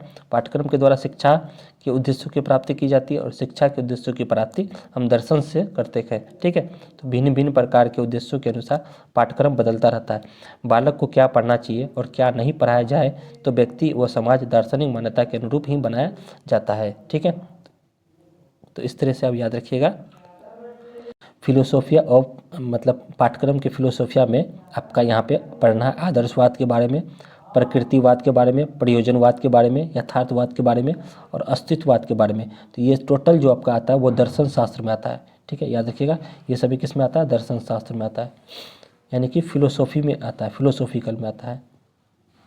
तो इसको याद रखना है आपको। ये सभी जो है आपको इस तरह से डायग्राम बना के लिखना है। आदर्शवाद, प्रकृतिवाद, प्रयोजनवाद, यथार्थवाद और अस्तित्ववाद। आइए एक एक करके हम इसको पढ़ते हैं। सबसे पहले पढ़ेंगे आदर्शवाद, जिसको हम लोग आइडियलिज्म कहते हैं। आदर्शवाद के जनक कौन है, प्लेटो है। ये सबसे प्राचीन विचारधारा है। आदर्शवाद जो है सबसे एक प्राचीन विचारधारा है जो आध्यात्मिक विचारों व आदर्शों पर बल देती है। ये क्या होता है, एक आध्यात्मिक विचारों और आदर्शों पर बल देती है। आदर्शवाद के अनुसार पाठ्यक्रम में साहित्य, कला, संगीत, भाषा, भूगोल, इतिहास, विज्ञान, गणित विषयों को जोड़ा जाए तथा उनके आदर्शों और विचारों का विकास हो सके। आदर्शवाद में यह कहा गया है कि पाठ्यक्रम में साहित्य को, कला को, संगीत को, भाषा को, भूगोल को, इतिहास को, विज्ञान को, गणित को, इन सभी को जोड़ा जाना चाहिए ताकि आदर्शों और विचारों का विकास हो सके। ठीक है, अतः आदर्शवाद विचारों को उत्पन्न करने के लिए पाठ्यक्रम में भाषा, सामाजिक विषय, साहित्य, गणित, विज्ञान, कविता, संगीत कला, शिल्पकला, कताई बुनाई आदि को पाठ्यक्रम में स्थान देने पर बल दिया जाना चाहिए। तो ये सभी जो आते हैं वो आपका आदर्शवाद में आएगा। ठीक है, अब हम लोग बात करेंगे प्रकृतिवाद। प्रकृतिवाद जिसको हम लोग नेचुरलिज्म कहते हैं। प्रकृतिवाद के जनक जो है वो डेमोक्रिट्स को कहा जाता है। सबके जनक को आपको याद रखना है। प्रकृतिवाद के जनक जो है वो डेमोक्रिट्स को कहा जाता है, जो एक प्राकृतिक विचारधारा के थे। ये जो मनोवैज्ञानिक थे एक प्रकृति विचारधारा के थे, जो प्रकृति से जुड़े रहते थे, जिन्होंने कहा कि प्रत्येक वस्तु प्रकृति से उत्पन्न हुआ है। इन्होंने ये कहा कि प्रत्येक वस्तु जो होती है वो प्रकृति से उत्पन्न होती है और फिर उसी में विलीन हो जाती है। बालकों को शिक्षा एक प्राकृतिक वातावरण में देनी चाहिए, क्योंकि प्राकृतिक वातावरण में पाठ्यक्रम में व्यायाम, खेलकूद, तैरना, भूगोल, प्राकृतिक विज्ञान आदि को महत्वपूर्ण स्थान दिया जाना चाहिए, जो कि आपका प्राकृतिकवाद में कहा गया है। ठीक है, अब हम लोग बात करेंगे प्रयोजनवाद, जिसको हम लोग प्राग्मेटिज्म कहते हैं। ठीक है, तो प्राग्मेटिज्म का मतलब होगा प्रयोजनवाद। प्रयोजनवाद के जनक जो है चार्ल्स सैंडर्स पियर्स को कहा जाता है। ठीक है, प्रयोजनवाद के जनक कौन है, तो चार्ल्स सैंडर्स पियर्स, जो कि अमेरिका के थे। जिन्होंने प्रयोजनवाद को आधुनिक रूप में जन्म दिया, लेकिन पियर्स को कार्य को विलियम जेम्स ने आगे बढ़ाया। इसलिए अनेक लोग विलियम जेम्स को ही प्रयोजनवाद का जनकदाता मानते हैं। विलियम जेम्स को ही आगे जो है प्रयोजनवाद के जनकदाता माना जाता है, क्योंकि विलियम जेम्स ने प्रयोजनवाद को आगे बढ़ाया। ठीक है, जहाँ बालकों के पाठ्यक्रम का निर्माण बालकों की अभिरुचि के अनुसार ही करते हैं, वह पाठ्यक्रम का आधार जिज्ञासा, रचनात्मक अभिरुचि, कलात्मक अभिव्यक्ति की रुचि का आदान प्रदान कर पाठ्यक्रम का निर्माण करते हैं। पाठ्यक्रम में कला, भाषा, ठीक है, गणित, काष्ठ कला, कताई बुनाई, दुकानदारी, सामाजिक क्रियाओं, व्यवस्था पर बल दिया गया है। तो इस तरह से जो आपका प्रयोजनवाद में इन सभी चीज़ों पर बात कही गई है। ठीक है, तो इसको पढ़ लीजिएगा। अगला है यथार्थवाद। यथार्थवाद यानी कि रियलिज्म कहते हैं। इसके जनक अरस्तु है, याद रखिएगा।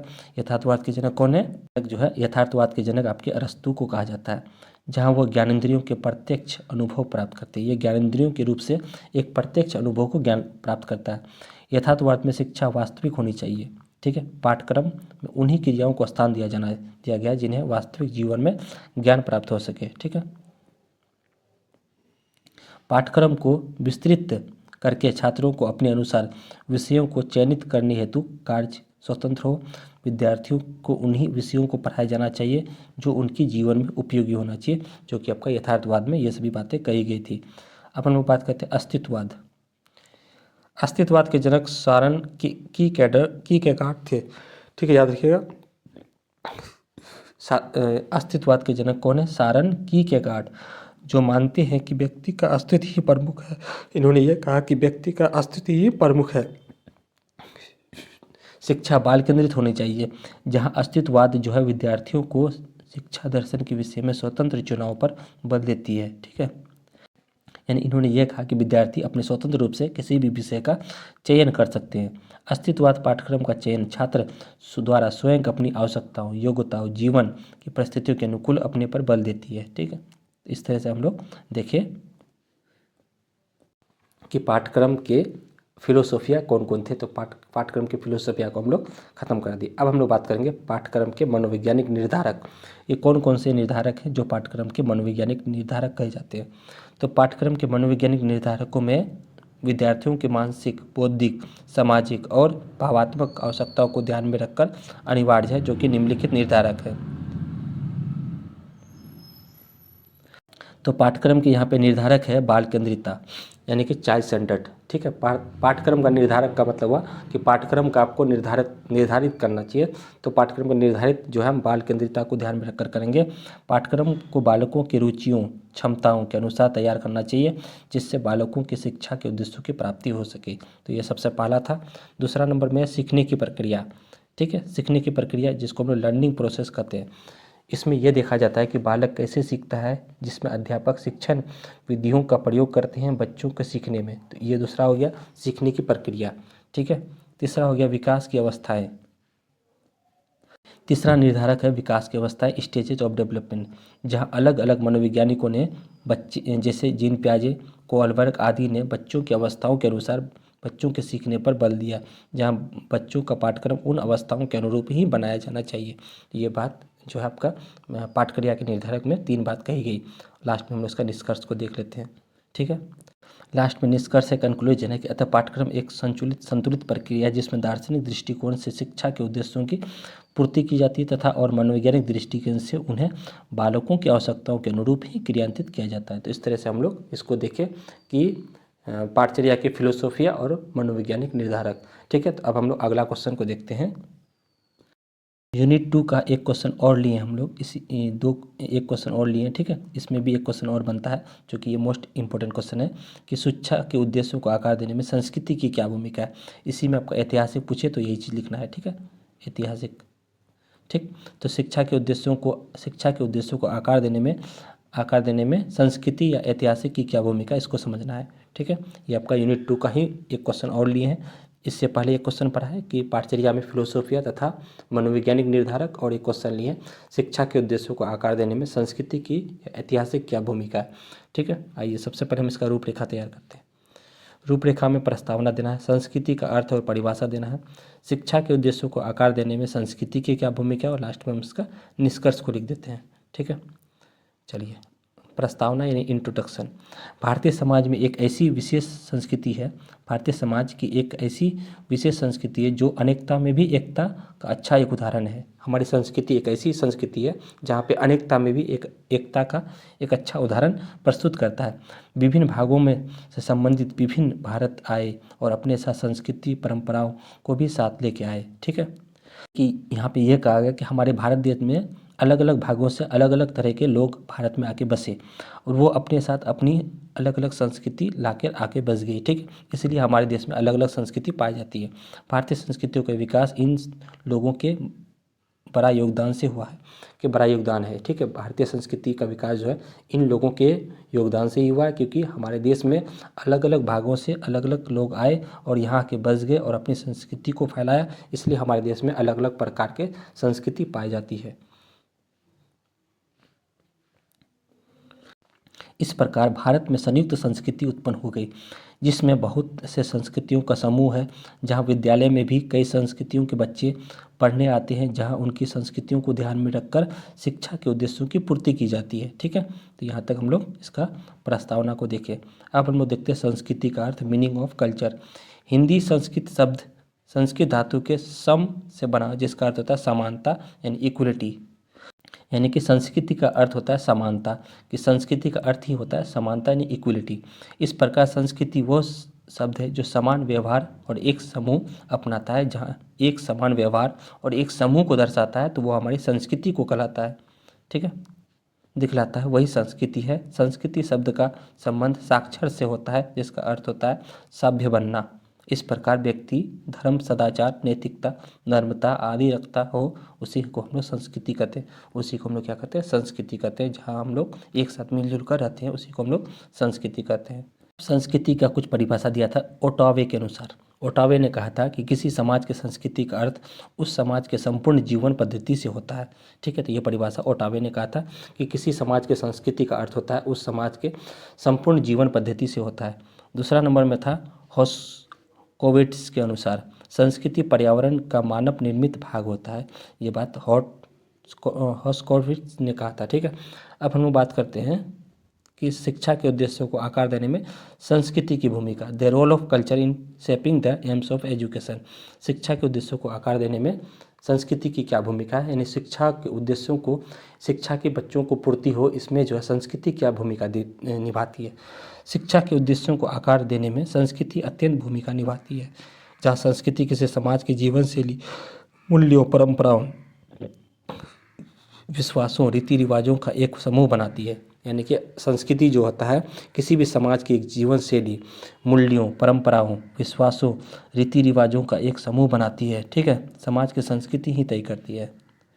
ये जो है समाज की उस संस्कृति ही तय करती है कि समाज में किस तरह की परंपराएं, किस तरह की जीवन शैली, वहाँ की कैसी रीति रिवाज हो, वहाँ पे कैसे विश्वास बनाए, तो वहाँ के समाज की संस्कृति ही तय करती है। किसी भी समाज की शिक्षा का उद्देश्य क्या होना चाहिए और शिक्षा के द्वारा समाज को किस दिशा में ले जाया जाना चाहिए, ये भी संस्कृति ही तय करती है। तो सबसे पहला योगदान था इसमें हम देखा जाए तो मूल्यों में नैतिकता का निर्धारण करना है। समाज में संस्कृति यह तय करती है कि विद्यार्थियों में ईमानदारी, सहानुभूति, परिश्रम, सहयोग और नैतिक मूल्यों का निर्धारक शिक्षा के माध्यम से होना चाहिए। ठीक है, दूसरा में एक सामाजिक एकता। संस्कृति सामाजिक एकता को बनाए रखती है। यदि संस्कृति में एकता होती है तो वहाँ शिक्षा के उद्देश्यों की पूर्ति की जाती है। ठीक है, तीसरा में देखते हैं शैक्षिक लक्ष्य। ठीक है, संस्कृति यह बताती है कि समाज शिक्षा के किस उद्देश्य को देखता है। संस्कृतियों में शिक्षा के उद्देश्य केवल ज्ञान से नहीं है, बल्कि संस्कृतियों में शिक्षा के उद्देश्य नैतिक और आध्यात्मिक मूल्यों को बढ़ावा देने में करता है। अगला है शिक्षण विधियों में।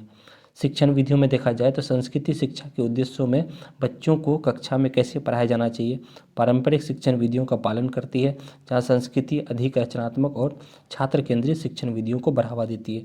उसके बाद है भाषा और अभिव्यक्ति। ठीक है, भाषा और अभिव्यक्ति देखते हैं कि संस्कृति भाषा को निर्धारित करती है और शिक्षा उस भाषा में दी जाती है जहाँ बच्चों को समझ में आती है। भाषा के द्वारा बच्चों में सोचने समझने की क्षमता विकसित होती है। ठीक है, राष्ट्रीय और वैश्विक पहचान। सांस्कृतिक आधारित शिक्षा विद्यार्थियों को न केवल अपने समाज में जोड़ती है, बल्कि उनके सांस्कृतिक पहचान के साथ आत्मविश्वास को जागृत करती है। राष्ट्रीय और वैश्विक पहचान। उसके बाद है शिक्षा में विषय वस्तु का चयन। संस्कृति बच्चों के शिक्षा में अहम भूमिका देती है। जहाँ कुछ समाजों में धार्मिक शिक्षा को अनिवार्य माना जाता है, तो कहीं मनोवैज्ञानिक और तकनीकों के रूप में शिक्षा पर जोर देती है। इसलिए संस्कृति शिक्षा के विषय वस्तु का चयन करती है। धार्मिक शिक्षा का संबंध वैज्ञानिक के संस्कृति पर को जोड़ती है। ठीक है, इसीलिए संस्कृति शिक्षार्थियों के उद्देश्यों को दिशा और दशा तय करने में आधारभूत भूमिका निभाती है। शिक्षा संस्कृति को संरक्षित रखने में मदद करती है और उसको विकसित करने का एक माध्यम बनती है। और लास्ट में इसका निष्कर्ष को देख लेते हैं। लास्ट में निष्कर्ष में यह है कि अतः संस्कृति और शिक्षा मनुष्य के व्यवहार हैं, जिससे मनुष्य के व्यक्तित्व को सुनिश्चित करती है, मनुष्य को बुद्धि और क्षमतावान बनाती है। संस्कृति यह तय करती है कि शिक्षा से समाज क्या चाहता है, क्या सीखना है, क्यों सिखाना है। अतः शिक्षा उद्देश्यों को समझने को आकार के लिए संस्कृति को समझना अत्यंत आवश्यक होता है। तो यहाँ तक हम लोग ये क्वेश्चन को देखें कि शिक्षा के उद्देश्यों को आकार देने में संस्कृति की क्या भूमिका है। ये हम लोग का 100 मार्क्स का क्वेश्चन था। ठीक है, अब हम लोग बात करेंगे यूनिट 3 पर। ठीक है, अब हम लोग बात करते हैं यूनिट 3, ठीक है। यूनिट 3 में आपका 2 क्वेश्चन को हम बताएंगे, ठीक है। इसमें एक क्वेश्चन आपका लिए हैं कि राष्ट्रीय स्तर पर माध्यमिक स्कूल पाठचर्या की विवेचना कीजिए, जो कि बहुत अच्छा क्वेश्चन है। और एक क्वेश्चन आपको बताएंगे पाठचर्या के विभिन्न आयाम। वैसे हम उस क्वेश्चन को पढ़ा चुके हैं, उसका लिंक जो हम डिस्क्रिप्शन में दे देंगे, आप लोग वहाँ देख लीजिएगा। पाठचर्या के विभिन्न आयाम, ये बहुत अच्छा क्वेश्चन है, उसको भी देख लीजिएगा, ठीक है। तो हम पहले इसको पढ़ा देते हैं कि राष्ट्रीय स्तर पर माध्यमिक स्कूल पाठचर्या की विवेचना कीजिए, यानी कि राष्ट्रीय स्तर पर हम किस तरह से माध्यमिक स्कूल को देख सकते हैं उसके बारे में बताना। Discuss the curriculum of secondary school eight national level. सबसे पहले हम इसका रूपरेखा तैयार करते हैं, उसके बाद प्रस्तावना लिखेंगे, राष्ट्रीय स्तर पर माध्यमिक स्कूल की पाठचर्या लिखेंगे और लास्ट में निष्कर्ष को लिखना है। चलिए आइए सबसे पहले हम प्रस्तावना बनाते हैं। इंट्रोडक्शन। 20वीं शताब्दी में पाठचर्या निर्माण का प्रयास शुरू किया गया था। 20वीं शताब्दी में पाठचर्या का निर्माण का प्रयास शुरू किया गया, पाठचर्या बनाया जाना चाहिए, यानी कि पाठचर्या का निर्माण जो है 20वीं शताब्दी में शुरू किया गया, जिससे राज्य स्तर एवं राष्ट्रीय स्तर पर कई सारी एजेंसियों का योगदान रहा, ठीक है। जिसमें राज्य स्तर पर और राष्ट्रीय स्तर पर कई ऐसी एजेंसियां काम करने लगी जिससे पाठचर्या का निर्माण हो सके। शिक्षा मुख्य रूप से राज्य का विषय है। प्राथमिक एवं माध्यमिक स्तर पर पाठचर्या विकास प्रक्रिया में राज्य शिक्षा विभाग में महत्वपूर्ण भूमिका रही तथा राज्य शिक्षा विभाग के सहयोग के बिना पाठचर्या विकास संभव नहीं है, ठीक है। भारत में विद्यालय शिक्षा की स्तर की शिक्षा के लिए पाठ्यचर्या की रूपरेखा एनसीईआरटी नई दिल्ली द्वारा तैयार की जाती है। भारत में जो है पाठचर्या का निर्माण हो, इसके लिए जो है एनसीईआरटी तय करती है, ठीक है। केंद्र एवं राज्य सरकार दोनों ही सरकारों स्कीम को मिलकर विद्यालयों में न्यूनतम आवश्यकता सुविधाओं का प्रावधान करना होगा। उन्हें यह सुनिश्चित करना होगा कि सभी विद्यालयों के लिए आसपास अध्ययन अध्यापन आवश्यक संसाधन उपलब्ध हो, ठीक है। जैसे कक्षाओं के लिए कमरों सहित शाला भवन, पेयजल, शिक्षण सामग्री, ठीक है, शिक्षण सहायक सामग्री, टीचिंग लर्निंग मटेरियल उपलब्ध होनी चाहिए। इस प्रकार शैक्षिक अनुसंधान एनसीईआरटी इन सभी उद्देश्यों को पाठचर्या विकास विभाग में स्थापना की गई, ठीक है। तो इस तरह से हम लोग देखें कि इन सभी जरूरतों के हिसाब से पाठचर्या का निर्माण होना चाहिए। अब अगला पॉइंट है कि राष्ट्रीय स्तर पर माध्यमिक स्कूल पाठचर्या, यानी कि राष्ट्रीय स्तर पर हम माध्यमिक स्कूल में किस तरह की पाठचर्या का निर्माण करेंगे। Curriculum the secondary school eight national level, यानी कि राष्ट्रीय स्तर पर पाठचर्या स्कूल में पाठचर्या कैसी बनानी चाहिए। तो भारत में राष्ट्रीय स्तर पर माध्यमिक स्कूल पाठचर्या एनसीईआरटी राष्ट्रीय शैक्षिक अनुसंधान और प्रशिक्षण परिषद, एनसीईआरटी का पूरा नाम हुआ, द्वारा निर्धारित की जाती है। पाठचर्या जो है एनसीईआरटी ही बनाती है, जिससे यह सभी राज्य सरकार अपने अपने स्तर पर इसकी बातों को अपनाते हैं, ठीक है। तो इस तरह से आप डायग्राम बना लीजिएगा। सबसे पहला है सर्वांगीण विकास पर बल देगा। दूसरा नई शिक्षा नीति, स्थानीय एवं वैश्विक समावेश। 4 नंबर में समावेशी शिक्षा। 5 नंबर में विज्ञान और प्रौद्योगिकी, सतत व्यापक मूल्यांकन और स्थानीय भाषा। इस तरह से जो है आप लोग देखिएगा कि इसमें जो है राष्ट्रीय स्तर पर माध्यमिक शिक्षा में ये सभी जो है योगदान देती है। तो इसमें सबसे पहला योगदान देता है सर्वांगीण विकास पर बल देना, ठीक है। माध्यमिक स्कूल पाठचर्या में ज्ञान सिर्फ बच्चों को देना ही नहीं बल्कि बच्चों की नैतिक शिक्षा, सहशैक्षिक गतिविधि, खेल, कला, जीवन कौशल में पर भी जोर दिया जाता है, जिससे बच्चों का सर्वांगीण विकास हो सके, ठीक है। दूसरा में है नई शिक्षा नीति 2020, ठीक है। माध्यमिक स्कूल पाठचर्या में जहां बच्चों के कौशल, ज्ञान, विज्ञान, तकनीकी, तार्किक सोच, तार्किक चिंतन पर बल देती है, जहां बच्चों के समस्या समाधान तथा ई लर्निंग पर बल देती है, वहीं बच्चों के चौमुखी विकास हो सके इस पर भी बल देती है नई शिक्षा नीति, ठीक है।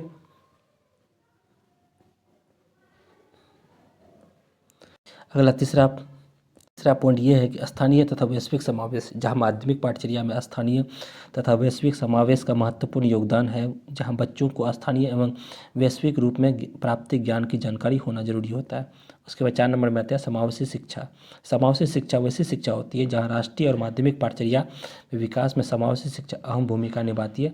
समावेशी शिक्षा में बच्चों को विशिष्ट बालकों के साथ सामान्य बालकों को रहकर शिक्षा दी जाती है, यानी कि वैसे बच्चे जो दिव्यांग बच्चे होते हैं उन बच्चों को सामान्य बच्चों के साथ रहकर शिक्षा दी जाती है, उसी को हम लोग समावेशी शिक्षा कहते हैं, ठीक है।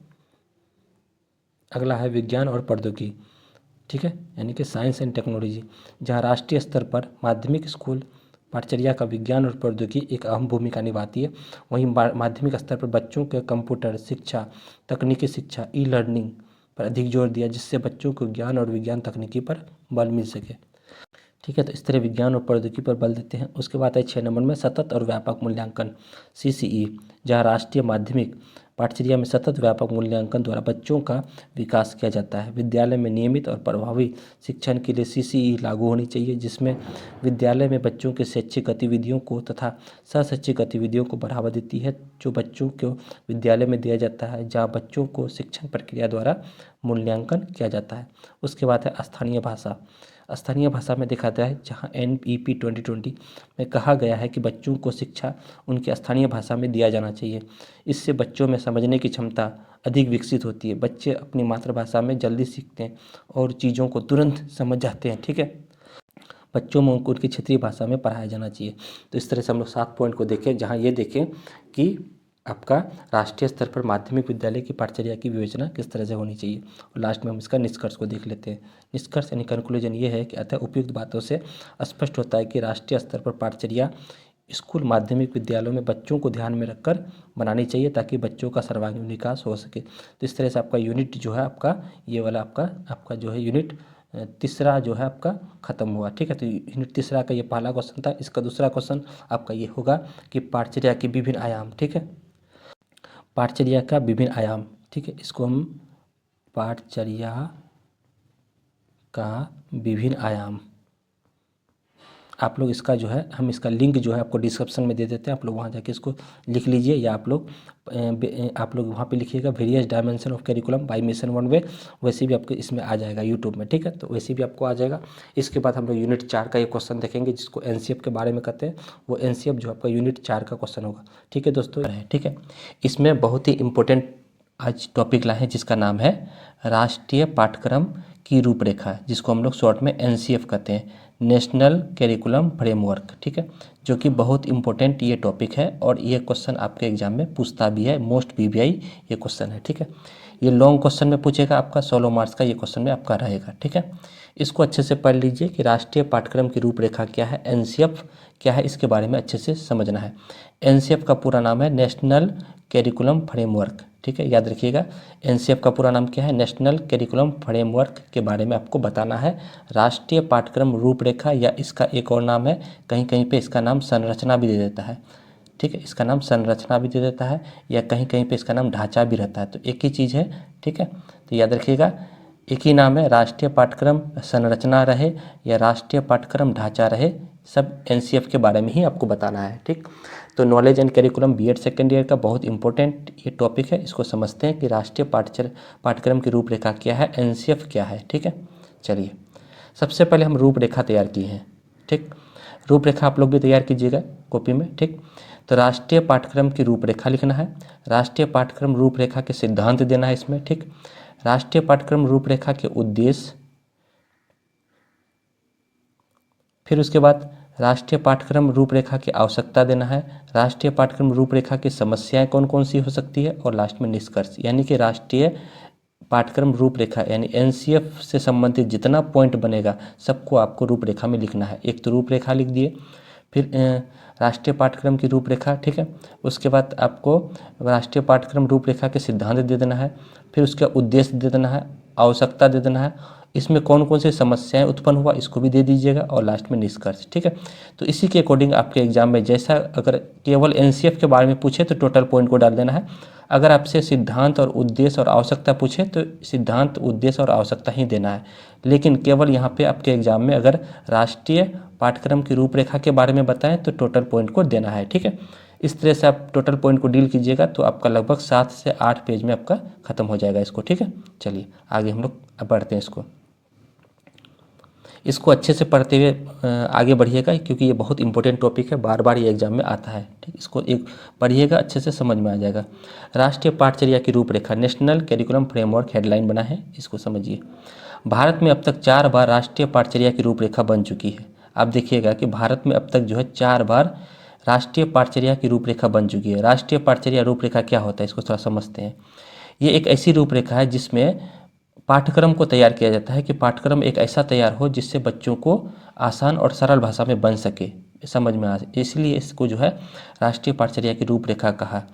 पहली बार जो बनाया था 1975 में बनाया था, दूसरी बार जो बनाया 1988 में बनाया, तीसरी बार जो बनाया वो 2000 में बनाया, और चौथी बार जो बना वो राष्ट्रीय रूपरेखा 2005 में बना, जो अभी हम लोग पढ़ते हैं एनसीएफ 2005 के नाम से जाना जाता है, में बनी। ठीक है, इस प्रकार एनसीएफ 2005 चौथी नंबर की राष्ट्रीय पाठचर्या की रूपरेखा बन गई। इस तरह से अगर देखा जाए तो ये एनसीएफ 2005 जो है चौथी नंबर की राष्ट्रीय पाठचर्या की रूपरेखा बन गई थी। ठीक है, तो राष्ट्रीय पाठचर्या की रूपरेखा बनाने का क्या कारण था? बनाने का यही कारण था कि बच्चों को पाठ्यक्रम बोझ ना लगे, उनको आसान भाषा में समझ में आ जाए, परीक्षा लचीलापन हो, यानी बच्चों को ध्यान में रखते हुए उनका पाठ्यक्रम तैयार किया गया ताकि बच्चों को पढ़ाई समझ में आए। ठीक है, चलिए आगे इसमें और बढ़ते हैं। लगातार राष्ट्रीय स्तर पर बच्चों का पाठ्यक्रम और पाठ्यपुस्तकों का भार बढ़ता ही गया। लगातार समय बीतता गया, राष्ट्रीय स्तर पर बच्चों का पाठ्यक्रम और पाठ्यपुस्तकों का भार बढ़ता ही गया था। ठीक है, इसीलिए 1993 में प्रोफेसर यशपाल का दस्तावेज में बिना बोझ की शिक्षा आया। यानी कि प्रोफेसर यशपाल ने यह कहा कि शिक्षा जो होनी चाहिए वो बिना बोझ की होनी चाहिए।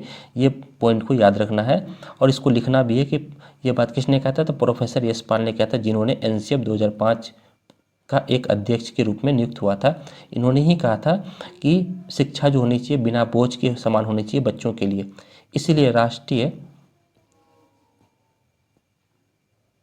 शिक्षा नीति एनईपी, इसलिए राष्ट्रीय शिक्षा नीति एनईपी 1986 में जो आया था, ठीक है, नेशनल एजुकेशन पॉलिसी की सिफारिशों के आधार पर प्रति 5 वर्षों में एनसीएफ की पुनः समीक्षा की बात कही गई थी।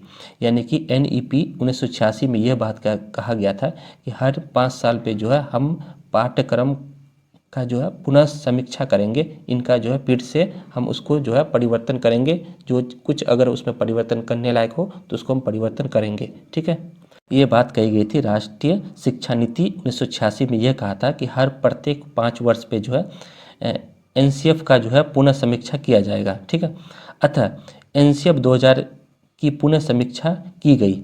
इसलिए जो है एनसीएफ जो आया था तीसरी नंबर के एनसीएफ 2000 में, तो उनका पुनः समीक्षा किया गया और 2005 में नई राष्ट्रीय पाठचर्या की रूपरेखा तैयार की गई। इसीलिए जो है 2000 के बाद 2005 में जो है 5 साल पर नई राष्ट्रीय पाठचर्या की रूपरेखा तैयार की गई। यहाँ तक समझ में आया? कोई दिक्कत नहीं आता? ठीक है,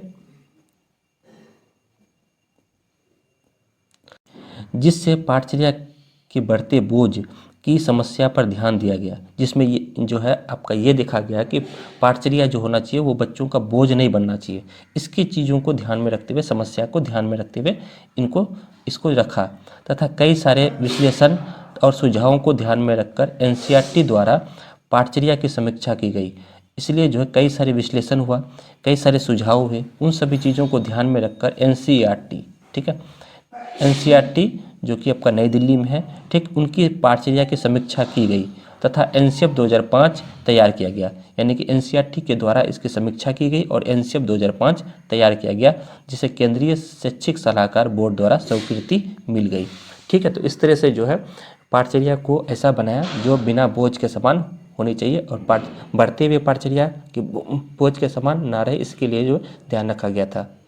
यानी हम कह सकते हैं कि पाठचर्या जो है बच्चों को बोझ ना लगे। ठीक है, यानी पढ़ाई जो है बच्चों को बोझ ना लगे, इसके लिए विशेष रूप से ध्यान दिया गया एनसीएफ। ठीक है, जिन्होंने यह कहा कि पाठचर्या एक ऐसी बनाना चाहिए, ऐसी रूपरेखा तैयार करनी चाहिए पाठचर्या का, ताकि बच्चों को समझ में आए। जैसे आप लोग को हम बीएड के टॉपिकों को आसान और सरल भाषा में समझाने का प्रयास करते हैं ताकि आप लोग को एक बार में समझ में आ जाए, उसी तरह से एनसीएफ 2005 बनाया गया ताकि बच्चों को जो है पढ़ाई बोझ ना लगे और उसको तुरंत ही समझ में आ जाए। ठीक है, इसमें मुख्य फोकस बातों को राष्ट्रीय पाठचर्या की रूपरेखा 2005 में तैयार किया गया। इसमें जो है कई सारे मुख्य बातों को राष्ट्रीय पाठचर्या की रूपरेखा 2005 में दिया गया, जो निम्न बातें थी। इसमें कौन कौन सी बातें थी जो एनसीएफ 2005 में रखा गया था? सबसे पहला, शिक्षा का लक्ष्य होना चाहिए। शिक्षा बच्चों को जो है प्रत्येक बच्चों को शिक्षा देनी चाहिए, ये उनका पहला मुख्य बात था। दूसरा बात था कि पाठचर्या में बदलाव होना चाहिए। पाठचर्या का जो है समय समय पर बदलाव होना चाहिए, उसमें कुछ परिवर्तन करना रहे तो बच्चों को ध्यान में रखते हुए, बालकों को ध्यान में रखते हुए पाठचर्या में बदलाव होना चाहिए। तीसरा पॉइंट था कि पाठचर्या में अंग्रेजी शिक्षा, गणित शिक्षा, विज्ञान, इन सभी का टीचिंग कराना चाहिए, यानी अध्यापक को पढ़ाना चाहिए। अंग्रेजी हो, गणित हो, विज्ञान हो और सामाजिक विषय हो, इन सभी विषयों को पाठ्यक्रम में जोड़ना चाहिए। अगला था स्वास्थ्य और शारीरिक शिक्षा पर भी बात की थी इन्होंने एनसीएफ 2005 ने। इन्होंने कला और संगीत का भी बात किया था, शांति के लिए शिक्षा की बात की थी, और परीक्षा में सुधार। परीक्षा में सुधार का मतलब परीक्षा जो होना चाहिए वो लचीला होना चाहिए, कठोर परीक्षा नहीं होनी चाहिए, ताकि बच्चों को जो है आगे की कक्षा में जाने में किसी भी प्रकार का दिक्कत ना हो। तो इस तरह से जो है कई मुख्य बातें रखी थी एनसीएफ 2005 ने कि इन सभी बातों को ध्यान में रखते हुए राष्ट्रीय पाठचर्या की रूपरेखा तैयार की गई थी। ठीक, तो यहाँ तक आपका पॉइंट हुआ कि राष्ट्रीय पाठचर्या की रूपरेखा, नेशनल कैरिकुलम फ्रेमवर्क। ठीक, अब हम लोग बात करते हैं,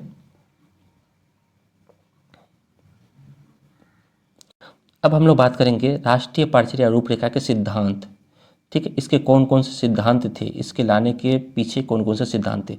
principle of national curriculum framework, सबसे पहला इस तरह से आप डायग्राम बना दीजिएगा, सिद्धांत लिखिएगा और इस तरह से एरो करके एक एक करके लिखिएगा। सबसे पहला सिद्धांत था मानवता का सिद्धांत, दूसरा था एकता का सिद्धांत, ठीक है, तीसरा था नैतिकता का सिद्धांत, चौथा में था रुचि का सिद्धांत, फिर उसके बाद था सामाजिकता का सिद्धांत। ठीक है, तो इस तरह से याद रखिएगा, पहला सिद्धांत था मानवता का सिद्धांत, दूसरा था एकता का सिद्धांत, तीसरा में था नैतिकता का सिद्धांत, चौथा में था रुचि का सिद्धांत और पाँच में था सामाजिकता का सिद्धांत। तो पाँचों का पाँचों सिद्धांत याद रखिएगा। अब हम लोग एक एक करके सिद्धांत को पढ़ते हैं।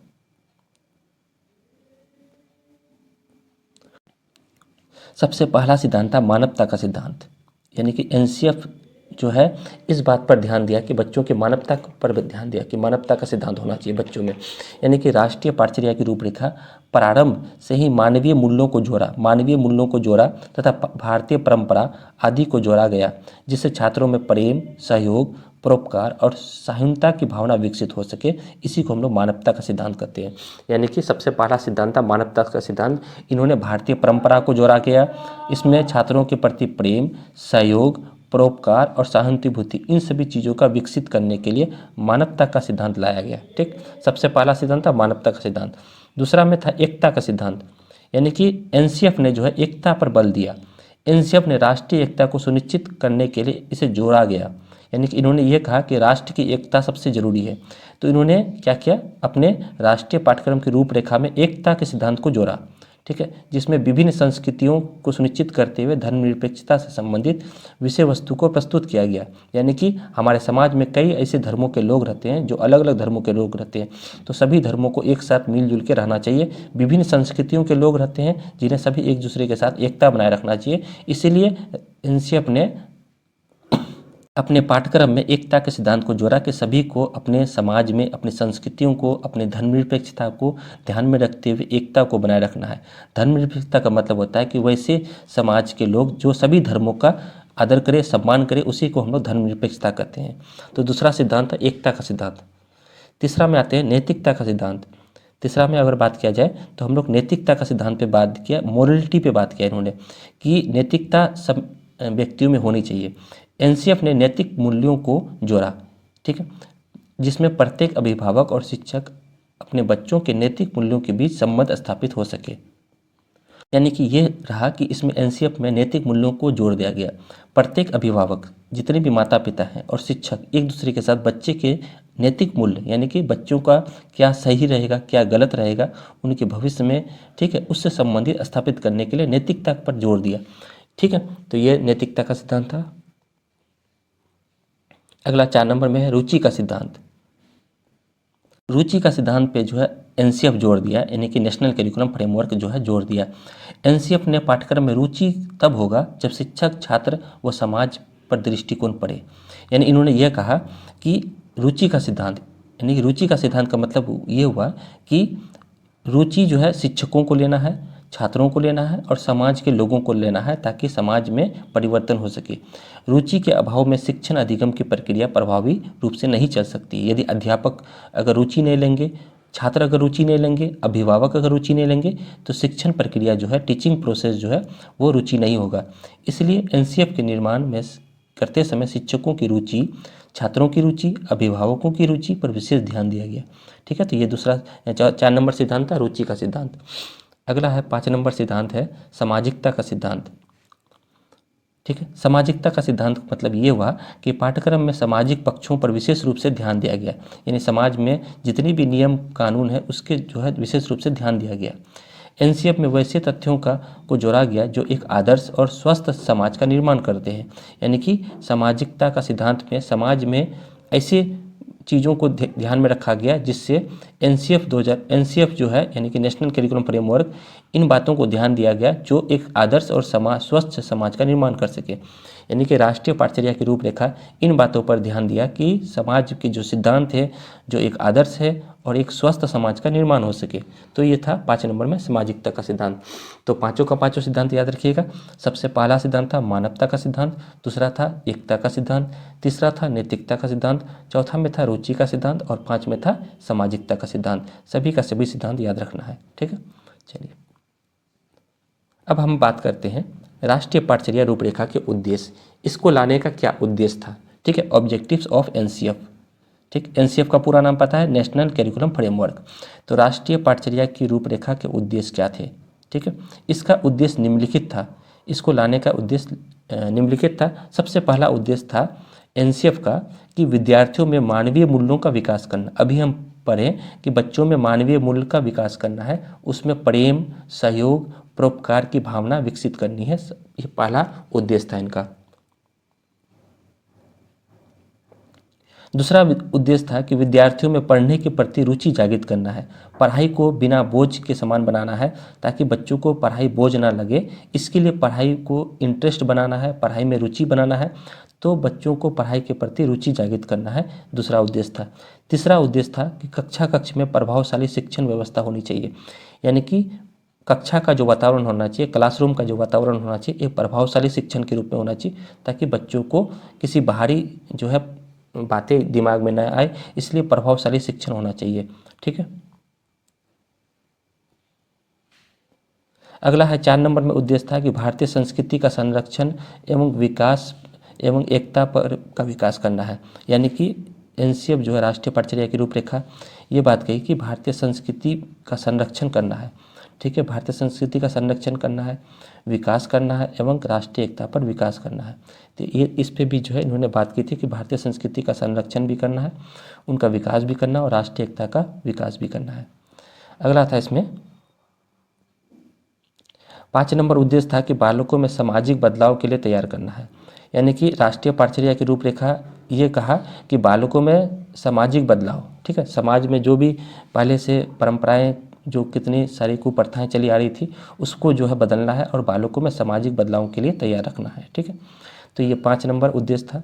6 नंबर उद्देश्य था कि शिक्षकों में आत्मविश्वास को जागृत करना है। शिक्षकों में क्या होना चाहिए, आत्मविश्वास जागृत होना चाहिए, बच्चों में को जो है एक अच्छी टीचिंग कराना चाहिए, इस तरह का जो है उनमें आत्मविश्वास जागृत करना है। अगला 7 नंबर उद्देश्य था कि भाषाई समस्याओं का समाधान करना है, ठीक है। 7 नंबर उद्देश्य था कि कक्षा में अलग अलग तरह के बच्चे पढ़ने आते हैं, अलग अलग भाषा के बच्चे पढ़ने आते हैं, तो उसमें कई तरह की समस्याएं उत्पन्न हो सकती है। तो बच्चों में भाषाई समस्याओं का समाधान करने के लिए भी एनसीएफ को लाया गया था, इनका ये उद्देश्य था। और लास्ट उद्देश्य था कि छात्रों का सर्वांगीण विकास करना है, छात्रों का जो होलिस्टिक डेवलपमेंट करना है, सर्वांगीण विकास करना है, इस पे भी जो है जोर दिया था। तो यहाँ पे हम लोग 8 पॉइंट को देखें कि आठों का आठों पॉइंट बहुत इंपॉर्टेंट था, जिससे जो है राष्ट्रीय पाठचर्या की रूपरेखा के उद्देश्य देखे हम लोग, ठीक है। तो उद्देश्य में हम लोग क्या क्या देखे, मानवीय मूल्यों का विकास करना है, बच्चों को पढ़ने के प्रति रुचि जागृत करना है, क्लासरूम प्रभावशाली होनी चाहिए, भारतीय संस्कृति और एकता को बनाए रखना है, ठीक है। बालकों में सामाजिक विकास के लिए तैयार करना है, आत्मविश्वास जागृत करना है, शिक्षकों में भाषाई समस्या का समाधान करना है और बच्चों में सर्वांगीण विकास करना है। इस तरह से हम लोग 8 पॉइंट को आप लोग उद्देश्य में लिखिएगा, ठीक है। चलिए अब हम लोग बात करते हैं राष्ट्रीय पाठचर्या की रूपरेखा की आवश्यकता क्यों पड़ी, ठीक है। इसकी आवश्यकता क्यों पड़ी, नीड्स ऑफ एनसीएफ, यानी कि राष्ट्रीय पाठचर्या की रूपरेखा यानी कि सिलेबस करिकुलम में क्यों परिवर्तन करने की आवश्यकता पड़ी, ठीक। तो राष्ट्रीय पाठ्यक्रम की आवश्यकता निम्नलिखित है। सबसे पहला था एक अच्छे पाठ्यक्रम का निर्माण हो सके, यानी कि जो पाठ्यक्रम पहले बनाया गया था वो पाठ्यक्रम जो है एक कहीं ना कहीं बोझ के समान था बच्चों के लिए, तो उस पाठ्यक्रम में परिवर्तन करना जरूरी था। तो एक अच्छे पाठ्यक्रम का निर्माण करना था जो बच्चों को बिना बोझ की शिक्षा हो, ताकि जो है बच्चों को पढ़ाई जो है बिना बोझ के समान लगे और आसान भाषा में समझ में आए। तो ये पहला आवश्यकता था। दूसरा नंबर आवश्यकताओं को देखते हैं कि बच्चों में परीक्षाओं के डर को दूर भगाना है। ठीक है, बच्चों में परीक्षाओं के डर को क्या करना है, दूर भगाना है। कई ऐसे बच्चे होते हैं जो परीक्षा देने से डरते हैं, तो उस तरह के बच्चों को परीक्षाओं के डर को दूर भगाना है तथा परीक्षा लचीला होनी चाहिए, परीक्षा कठोर नहीं होनी चाहिए, परीक्षा जो होनी चाहिए वो लचीला होना चाहिए ताकि वो अगले कक्षा में प्रवेश कर सके। तो ये दूसरा आवश्यकता था।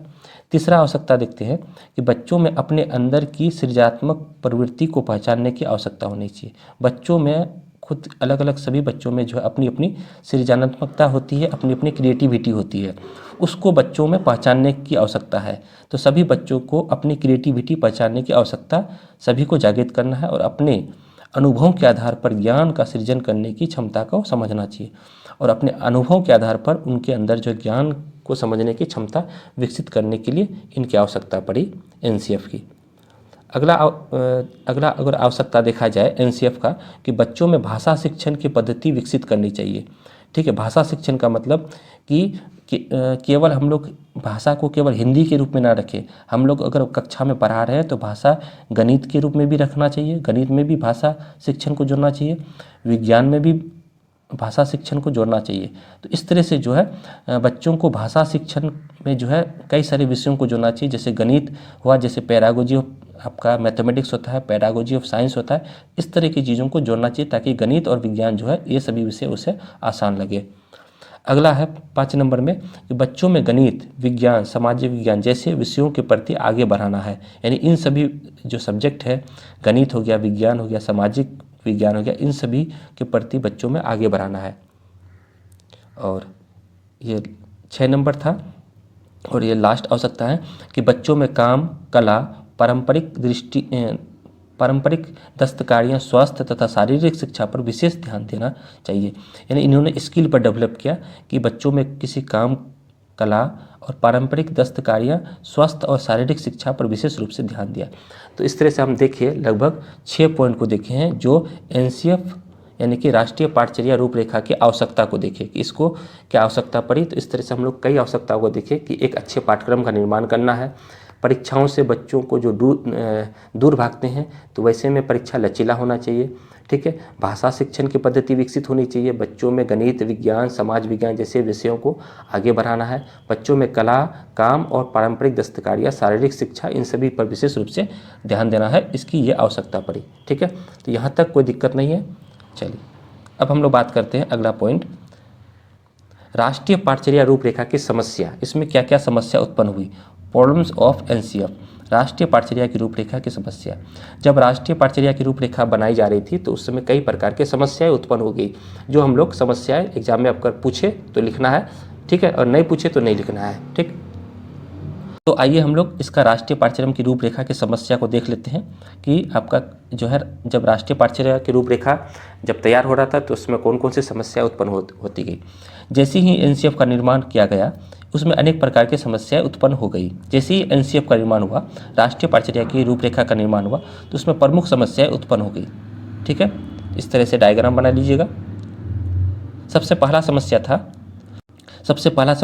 था शिक्षक संबंधी समस्या। शिक्षक संबंधी समस्या सबसे पहला था। दूसरा भाषा संबंधी समस्या, तीसरा था संसाधनों का अभाव, चौथा में था राजनीतिक समस्या, 5 में था वैश्वीकरण का प्रभाव और 6 में था धन संबंधी समस्या। यह है आपका धन। ठीक है, देखिएगा धन संबंधी समस्या।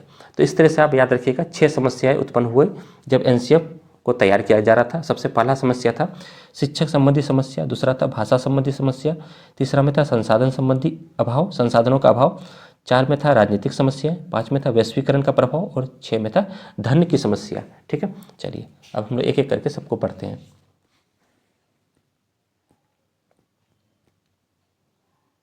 सबसे पहला समस्या था शिक्षक संबंधी समस्या। देखिए इसको समझते हैं। शिक्षक संबंधी समस्या क्या उत्पन्न हुई जब पाठ्यक्रम का निर्माण किया जा रहा था। पाठ्यक्रम का निर्माण उचित शिक्षकों की संख्या के आधार पर करनी चाहिए। यानी विद्यालय की संख्या तो हुआ लेकिन शिक्षकों की संख्या में कमी हो गया। कई ऐसे विषय को जोड़ा गया लेकिन शिक्षक उसमें नहीं थे विद्यालय पे। ठीक है, तो शिक्षकों की संख्या में कमी के कारण शिक्षकों की समस्या उत्पन्न हुई। जबकि शिक्षकों की संख्या में कमी होती थी। जैसे छात्र शुरू में 2 वर्षों में मातृभाषा में शिक्षा देनी चाहिए। यानी कि एनसीएफ ने यह कहा कि छात्रों को अपनी मातृभाषा में शिक्षा देनी चाहिए, क्योंकि शिक्षकों की उपलब्धता विभिन्न भाषाओं का ज्ञान रखे संभव नहीं है। यानी कि प्रत्येक शिक्षक जो है हर भाषा का ज्ञान रखे ये संभव नहीं है। उन्हें हिंदी, उर्दू, भोजपुरी मातृभाषा के छात्र पाए जाते थे, जिससे शिक्षकों की कमी संख्या में रही। यानी कि ये देखा गया कि प्रत्येक कक्षा में जो है प्रत्येक तरह के बालक आने लगे थे। कोई उर्दू, कोई हिंदी, कोई भोजपुरी, इस तरह के अलग अलग मातृभाषा के बच्चे थे। लेकिन शिक्षकों का अभाव के कारण जो है कहीं ना कहीं रूपरेखा में अभाव देखा गया, रूपरेखा में समस्या देखा गया पाठचर्या की। तो सबसे पहला समस्या था शिक्षकों संबंधी समस्या। दूसरा समस्या था भाषा संबंधी समस्या। अब देखिए भाषा संबंधी समस्या क्या था, एनसीएफ में भाषा की समस्या उत्पन्न हो गई कि शिक्षण कौन सी भाषा में हो, यानी बच्चों को कौन सी भाषा में पढ़ाना चाहिए, कौन सी भाषा में पाठ्यक्रम तैयार किया जाए, जिससे भारतीय समाज में कई भाषाओं का प्रचलन था। उस समय जो है भारत के समाज में कई तरह की भाषाओं का प्रचलन था, लेकिन ये समझ में नहीं आ रहा था कि टीचिंग जो है कौन सी भाषा में कराना है, पाठ्यक्रम कौन सी भाषा में तैयार करना है। तो ये जो है समस्या उत्पन्न होगी, जिससे भाषा की समस्या उत्पन्न हो गई, क्योंकि भारतीय समाज में कई तरह की भाषाएँ अपनी अपनी क्षेत्रों की चल रही थी। ठीक है, तो ये भाषा संबंधी समस्या हुआ। पहला था शिक्षक संबंधी, दूसरा था भाषा संबंधी, तीसरा में था संसाधनों का अभाव। ये सबसे बड़ा समस्या था एनसीएफ में। संसाधनों का अभाव का मतलब हुआ कि संसाधनों का अभाव में महत्वपूर्ण विचार विमर्श ना होने के कारण संसाधनों का अभाव पाठ्यक्रम में रहा। यानी कि भारत जैसा विशाल देश में संसाधनों का अभाव एक महत्वपूर्ण भूमिका निभाई यहाँ पे। यानी कि विद्यालय में जो है संसाधनों का अभाव रहा, यानी कि कक्षा में जो है संसाधन की कमी थी, इसलिए जो है पाठ्यक्रम अभाव रहा। अगला था राजनीतिक समस्याएं। राजनीतिक समस्या मतलब हमारे देश में एक लोकतांत्रिक होने के कारण राजनीतिक समस्याएं आती गई, क्योंकि सरकारों में परिवर्तन का क्रम चलता रहा, सरकार समय समय के अनुसार बदलता रहा, क्योंकि हमारा देश एक लोकतांत्रिक वाला देश है। इस तरह से राजनीतिक समस्याएं, राजनीतिक मुद्दे उठने लगे। इसमें जो है पाठ्यक्रम में क्या था कि यौन शिक्षा के बारे में जोड़ना था। ठीक है, यौन शिक्षा के बारे में जोड़ना था, लेकिन विपक्ष जो है यौन शिक्षा का विरोध करने लगे थे। इस तरह से जो है राजनीतिक समस्याएं जो है लगातार बनती रही और पाठ्यक्रम को समस्या उत्पन्न हुई। ठीक, चलिए 4 नंबर राजनीतिक समस्या था। 5 नंबर में था वैश्वीकरण का प्रभाव पड़ा। वैश्वीकरण पर एक नकारात्मक प्रभाव पड़ा। या देखिए हमारे देश में संसाधन तथा सोच के अभाव के कारण पाठ्यक्रम का स्वरूप विश्व स्तर पर श्रेष्ठ में गणना नहीं कर पाया। यानी कि ये रहा कि हमारे देश में संसाधन का अभाव रहा और सोच का भी अभाव के कारण हमारे पाठ्यक्रम को जो है एक विश्व स्तर पर श्रेष्ठ में गणना नहीं कर पाया, जिससे वैश्वीकरण पर एक नकारात्मक प्रभाव पाठ्यक्रम पर पड़ा। ठीक है, तो ये भी एक समस्या था, वैश्वीकरण पर एक नकारात्मक प्रभाव पड़ा।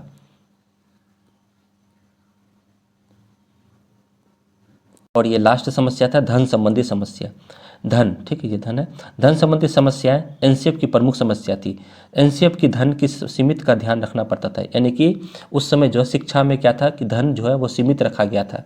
तो यहाँ पे एनसीएफ नेशनल करिकुलम फ्रेमवर्क जो था उसको धन की कमी के कारण धन की समस्या उसको देखनी पड़ी। पाठ्यक्रम में नए विषयों का समावेश नहीं कर पाया। पाठ्यक्रम में कई ऐसे विषय थे जिसको नहीं जोड़ पाया, जिनकी आवश्यकता थी। जैसे विद्यालय में कंप्यूटर की व्यवस्था होनी चाहिए, जो धन के अभाव में संभव नहीं था। इसलिए जो है पाठ्यक्रम यानी कि में ये समस्या उत्पन्न हो गई। इस तरह से हम लोग देखें कि 6 जो है समस्या उत्पन्न हुई थी राष्ट्रीय पाठचर्या की रूपरेखा तैयार करने में। तो राष्ट्रीय पाठचर्या की रूपरेखा तैयार करने में कौन कौन सी समस्याएं देखने को मिली। सबसे पहला समस्या था शिक्षक संबंधी समस्या। ठीक, दूसरा था भाषा संबंधी समस्या, तीसरा में था संसाधनों का अभाव, चौथा में था राजनीतिक समस्याएं, 5 में था वैश्वीकरण की समस्या और 6 में था धन संबंधी समस्या। तो इस तरह से आप लोग याद रखिएगा, ये सभी समस्याएं इंपॉर्टेंट है। ठीक है, चलिए अब हम लोग लास्ट में इसका निष्कर्ष पे आते हैं और ये खत्म होगा टॉपिक। ठीक है, कंक्लूजन, निष्कर्ष पे आते हैं। अतः एनसीएफ शिक्षा में पाठ्यक्रम की संरचना देने में एक महत्वपूर्ण योगदान दिया। यानी कि नेशनल करिकुलम फ्रेमवर्क जो है पाठ्यक्रम की संरचना बनाने में एक महत्वपूर्ण योगदान दिया। ठीक है, इसने शिक्षा को एक नया रूप दिया। इसने शिक्षा का एक नया रूप दिया, जिससे बच्चों को बिना बोझ की शिक्षा का एक पाठ्यक्रम बनाया। यानी शिक्षा जो होनी चाहिए ये बिना बोझ की होनी चाहिए, बच्चों को जो है एक बोझ नहीं लगना चाहिए शिक्षा। तो ऐसा एक पाठ्यक्रम तैयार किया गया तथा बच्चों को बाहरी ज्ञान से जोड़ने की बात कही, तथा बच्चों को जो है शिक्षा का ज्ञान जो होना चाहिए वो बाहरी वातावरण से भी जोड़ना चाहिए। इस तरह से जो है एनसीएफ यानी कि राष्ट्रीय पाठचर्या की रूपरेखा जो है ये अपनी बात को रखा और ये सब जो है हम लोग आज टॉपिक को देखें। कौन कौन से टॉपिक को देखें एक बार हम लोग रिकॉल कर लेते हैं इसको। सबसे पहले हम लोग देखे थे राष्ट्रीय पाठचर्या की रूपरेखा, उसके बाद हम लोग राष्ट्रीय पाठचर्या रूपरेखा के सिद्धांत को देखे, ठीक है। फिर उसके बाद हम लोग उद्देश्य को देखे, फिर आवश्यकता को देखे, फिर समस्या को देखे और लास्ट में इसका निष्कर्ष को देखे। इस तरह का टोटल पॉइंट को आप लिखते हैं तो आपका NCF जो है पूरा का पूरा खत्म होता है और इसमें आपको 100 का पूरा मार्क्स मिलता है, ठीक है। तो उम्मीद करेंगे आप लोग को ये राष्ट्रीय पाठचर्या की रूपरेखा आप लोग को अच्छे से समझ में आया। यदि वीडियो अच्छा लगा तो वीडियो को जो है सभी दोस्तों तक शेयर जरूर कीजिएगा ताकि उन लोगों का भी बच्चों का री लगने से बच जाए, ठीक है दोस्तों। अगर चैनल पर नया है इस चैनल को सब्सक्राइब जरूर करके रखें। फिर हम लोग नए वीडियो में नए टॉपिक के साथ मिलेंगे, तब तक के लिए धन्यवाद।